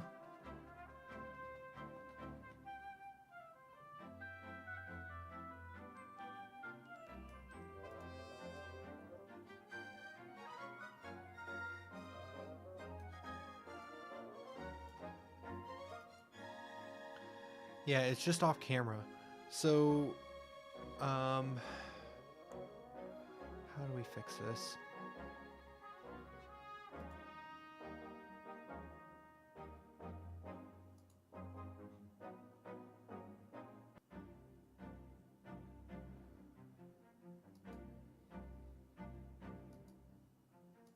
Let's go back to the node-based editor. So in here, when we go from gameplay to HUD,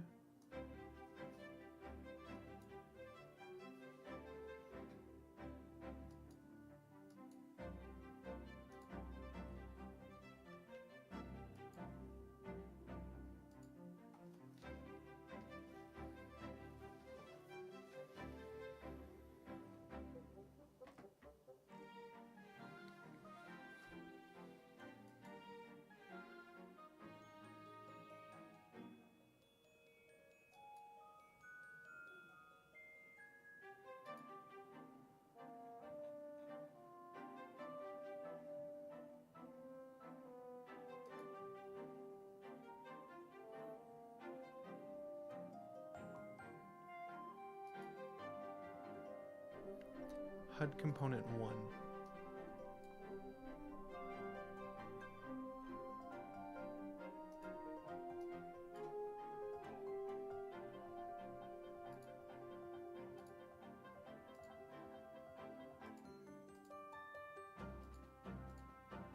This is HUD component 1. Okay. So on HUD component 1, let's pin this and add another inspector. So on this HUD component, we do a 200 translation in the X and a minus 100 in the Y. Then we turn the HUD on, and then we translate it back.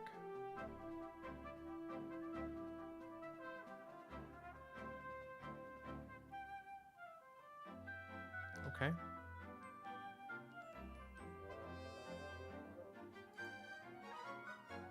So if we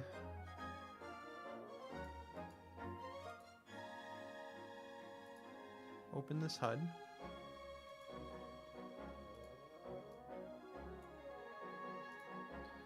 and on HUD component, if we translate 200 left,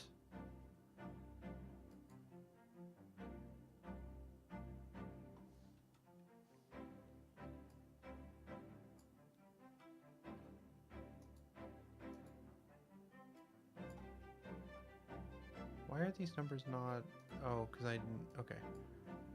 Yeah, so we do this basically.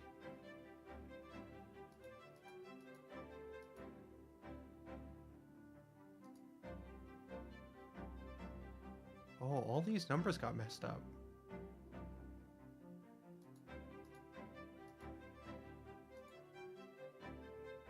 Because we never applied them. Let's see. Yeah, let's apply that. Let's apply...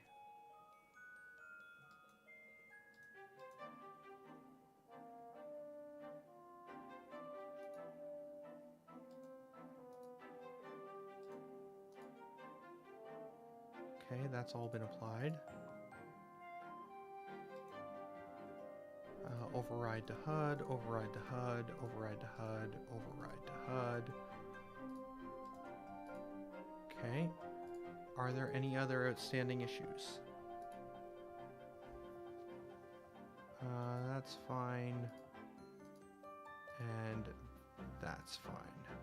Okay. Cool. Now if we come into here, we should be able to see everything the same. Right. So now if we come into this spot and we were to do, that's what we're essentially doing. I don't think that's what we want to do anymore.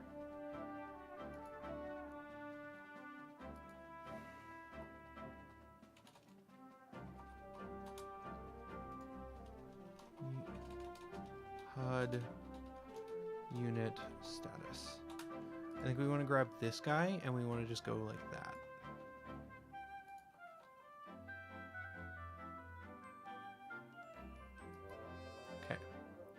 And so then inside of that transition off on my other monitor here, I'm just clicking it. I think that we want to do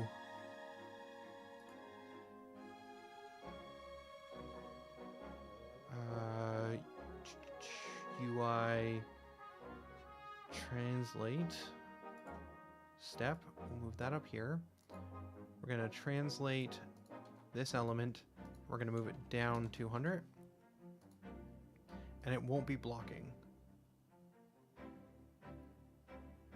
And then we'll do another UI translate.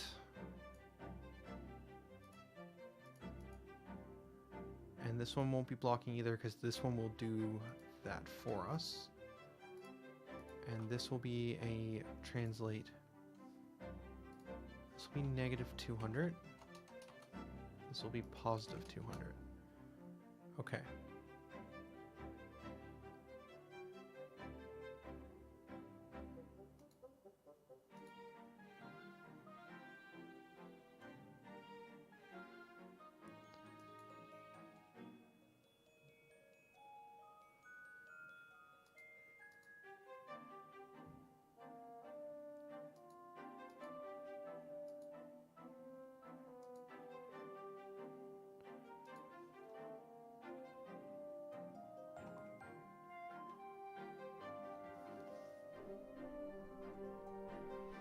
I see.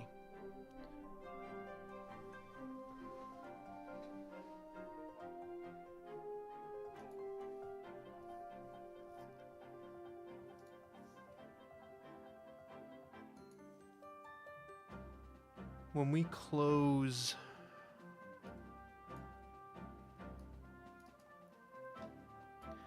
we close the HUD into the transition screen, that's where we normally update that HUD information and move it. I also don't think I want this anymore. I think we actually want to do...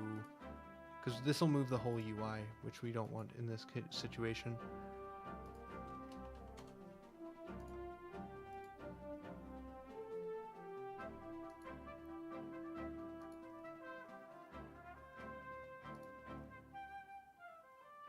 Okay.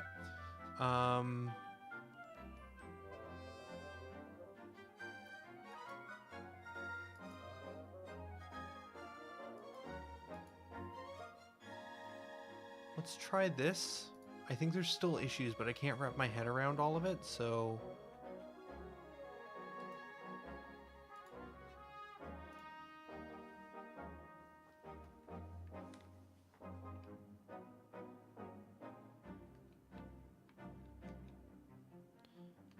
So there's no movement there. So there's an invisible enemy here somewhere that's going to attack us. Great. We'll get into battle. So at this stage in the game, the HUD should be off camera. It's invisible, but it should be still here. It's just not, you can't see it. Yeah, so it's disabled. But if we were to turn it back on,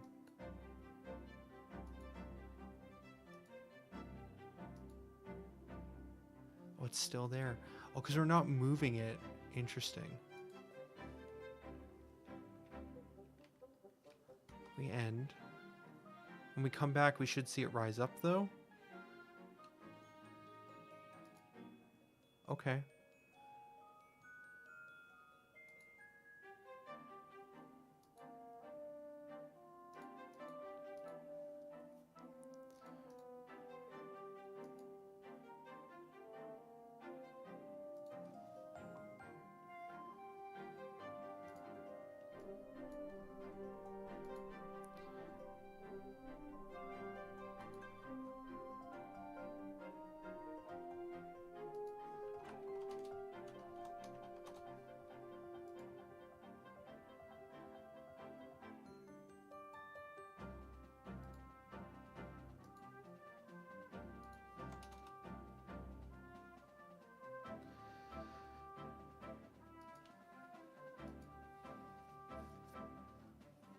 I think this has problems when we first enter.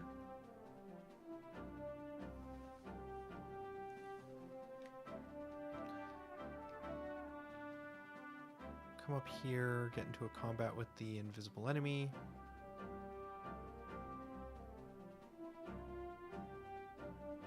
It looked like it popped out of existence there.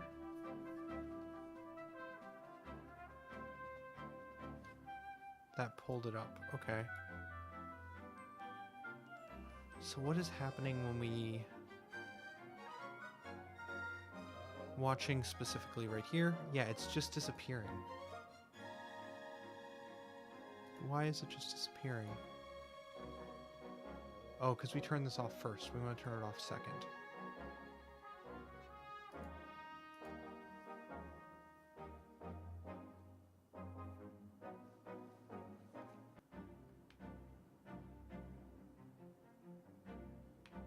Where's the enemy? Fight me! Fight me, invisible enemy! Yeah, that slid away. Okay. And now it should slide back up. Okay. That's working.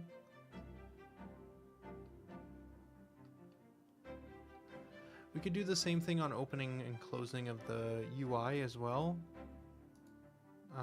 So what does that look like? Where does that happen?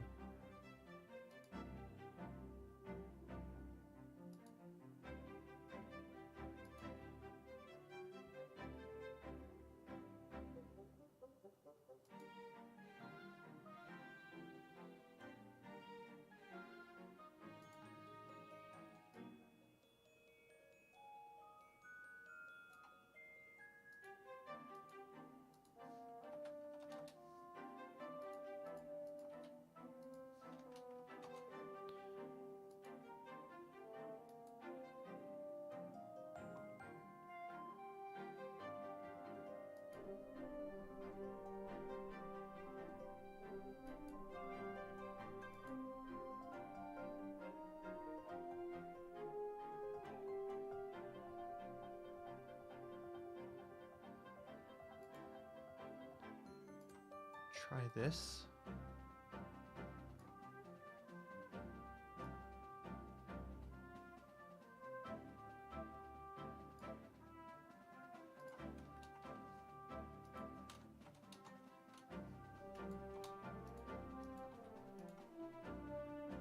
So when we're on our way out, we're going to translate this status down. And when we're on our way back in, we're going to translate it back up. See how that looks.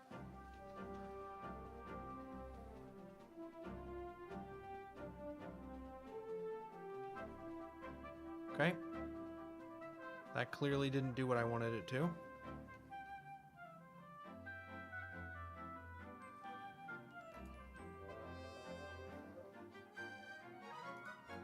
Did I just get it backwards?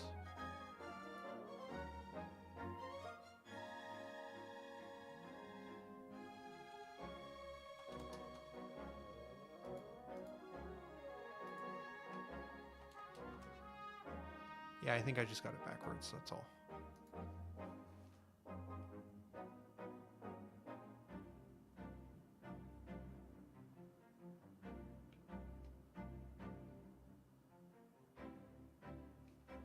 Or not. So now we can see that it's like sliding.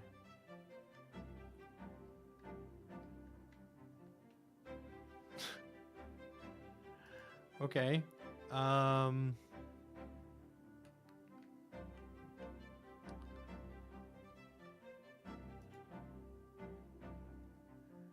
see.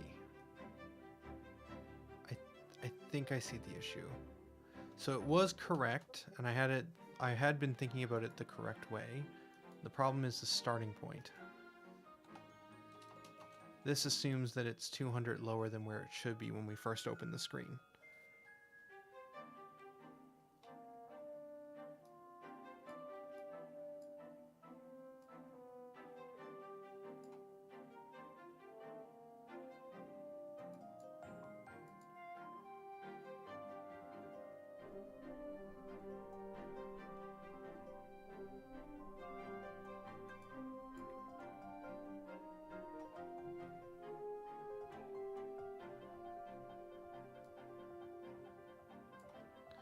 Does that mean that we should have it just start in its initial state? That feels weird.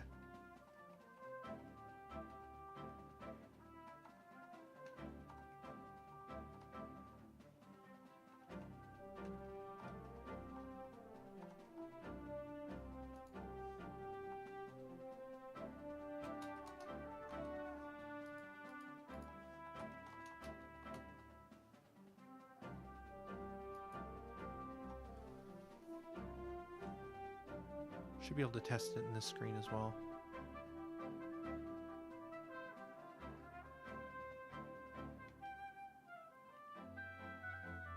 Huh. Okay. That works at least at the base level. Obviously the next question would be whether or not it works when we enter and exit combat. Should though.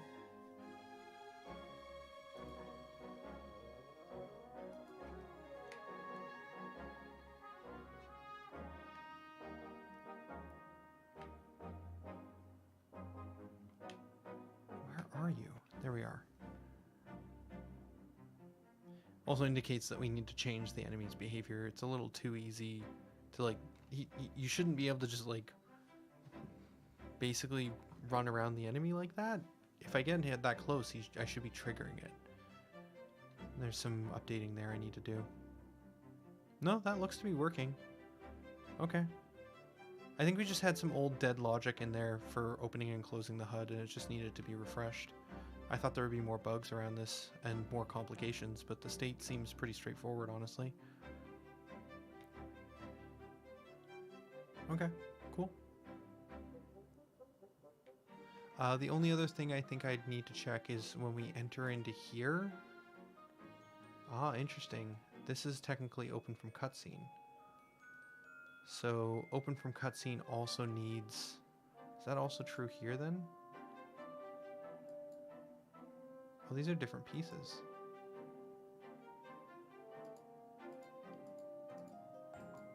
Oh, because I'm clicking the wrong bottom one, I think.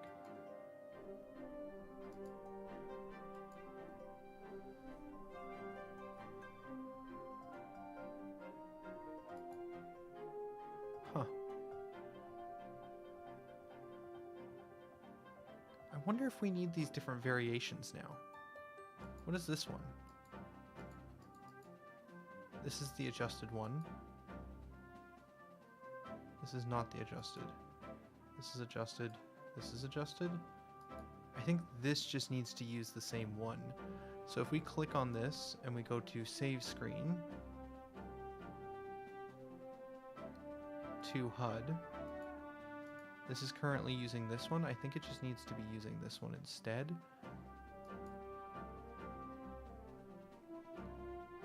And this is close HUD, which is looks to be the correct one. Okay, cool. We should be able to test that as well. I think I have a hotkey to open the save menu from anywhere. So we're here. Yeah, okay, that's working as well. Cool, that was the only other one I wasn't sure on, but that should have all states handled now. So now we have a kind of rudimentary, but a version of the HUD done and a version of the character status menu. We'll move that into testing in the tracking, because I don't know if I love, like, I really don't like this one, but I want to kind of look at some references before I go too much further with that. And this is okay. Again, the pixels aren't perfect on some of this. Oh, we never did I didn't look after we got into that battle. I got into a battle a while ago and actually took some damage to try and see if we could see these stats, but they didn't reappear, and that's why we went down this rabbit hole of trying to actually get it to appear after the battle. Okay, so now that we've done that, we should be able to take some damage in some fights here and then see those status bars updating in the HUD when we get back. Switch here and take some damage with Giju as well.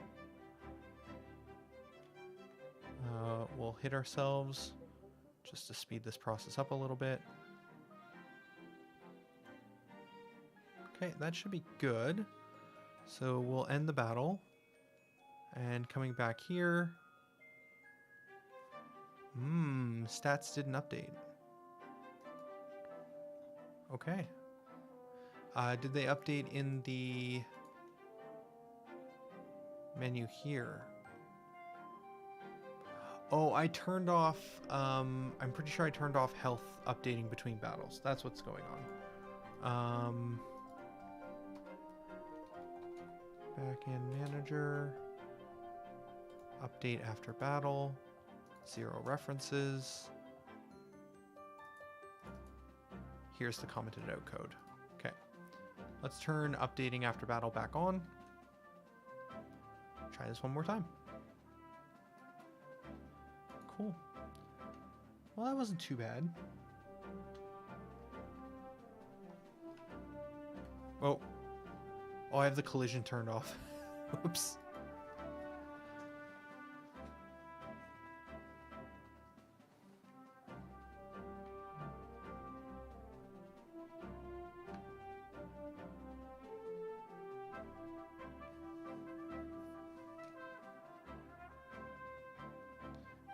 I feel like this might be a good place to call it, though.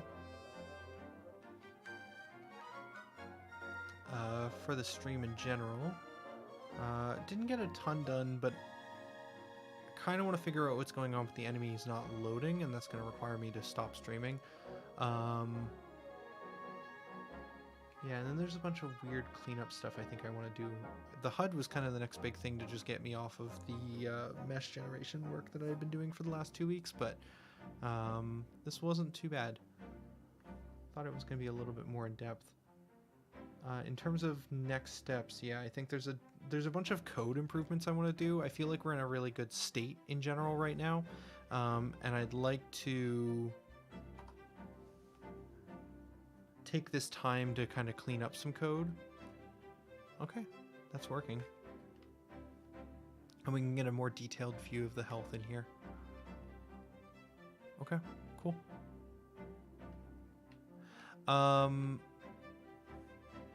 May not actually need the MP here, because MP is stamina and that resets every battle. HP is the only thing that actually changes. Yeah, I might be able to just get rid of MP entirely for the HUD. That would save a ton of room, and then we probably could stack them one on top of each other. I don't know. I'm going to leave the pixel pushing and the exact look to Drixie to kind of figure out. But yeah, we're going to call it here. Again, just more quick checking back in, quick stream. Probably try and do another one tomorrow morning as well. I'm not sure in general what our next steps are. There's a lot of just tuning around like HP, damage numbers. We need to probably go through and actually set up a bunch more of these like node graphs. Like Giju's is currently broken. Everything costs 0 in here and they give no actual statuses. So like we need to do some design work in terms of like setting up these actual kind of skill trees. And there's also just a ton of other small things that need to be worked on.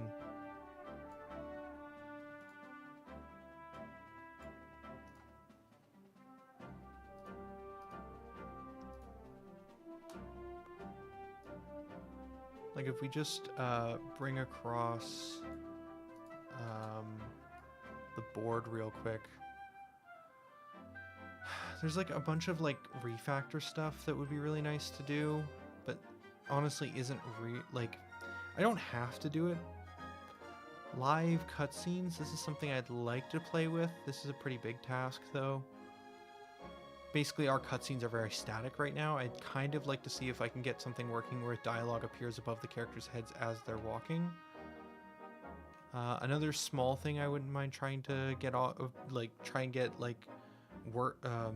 functional. I'm trying to find another word other than working. Another thing I wouldn't mind trying and seeing if it's possible is having follow behind ward here, so that we actually have the kind of classic train effect of the characters all walking in a line. Not sure how difficult that would be, but it's something I want to experiment with. It might not be something I want for this game, but could be interesting to try.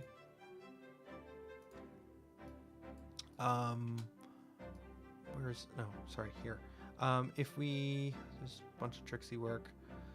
I think the skill bars are always showing up right now. I wouldn't mind changing it so that they only show up when you actually have gained skill points. And there's probably some balancing around the skill points in general, because I think right now you're gaining like 3 skill points every battle. We don't have a game over screen. The combat indicators aren't working great. Yeah, UI button display. Oh, right, that's a big one. So another big task that we need to solve is when we're in here, it would be really great if there was just some sort of indication on the bottom right here for what you can do. So like that's what this and the mock-ups are representing, is like the idea of like having this information for like what the button prompts are. But I don't think that should be every screen should have to have that information. I feel like that should exist just always. And each screen should just tell that button prompt system what it should show. So there's something to that I want to figure out as well. And honestly, I probably want button prompts in here too. I might want to move this HUD information up here or over here and then have the button prompts in the same spot so that they're always on screen in the same position, even when we're in the UI or we're in here.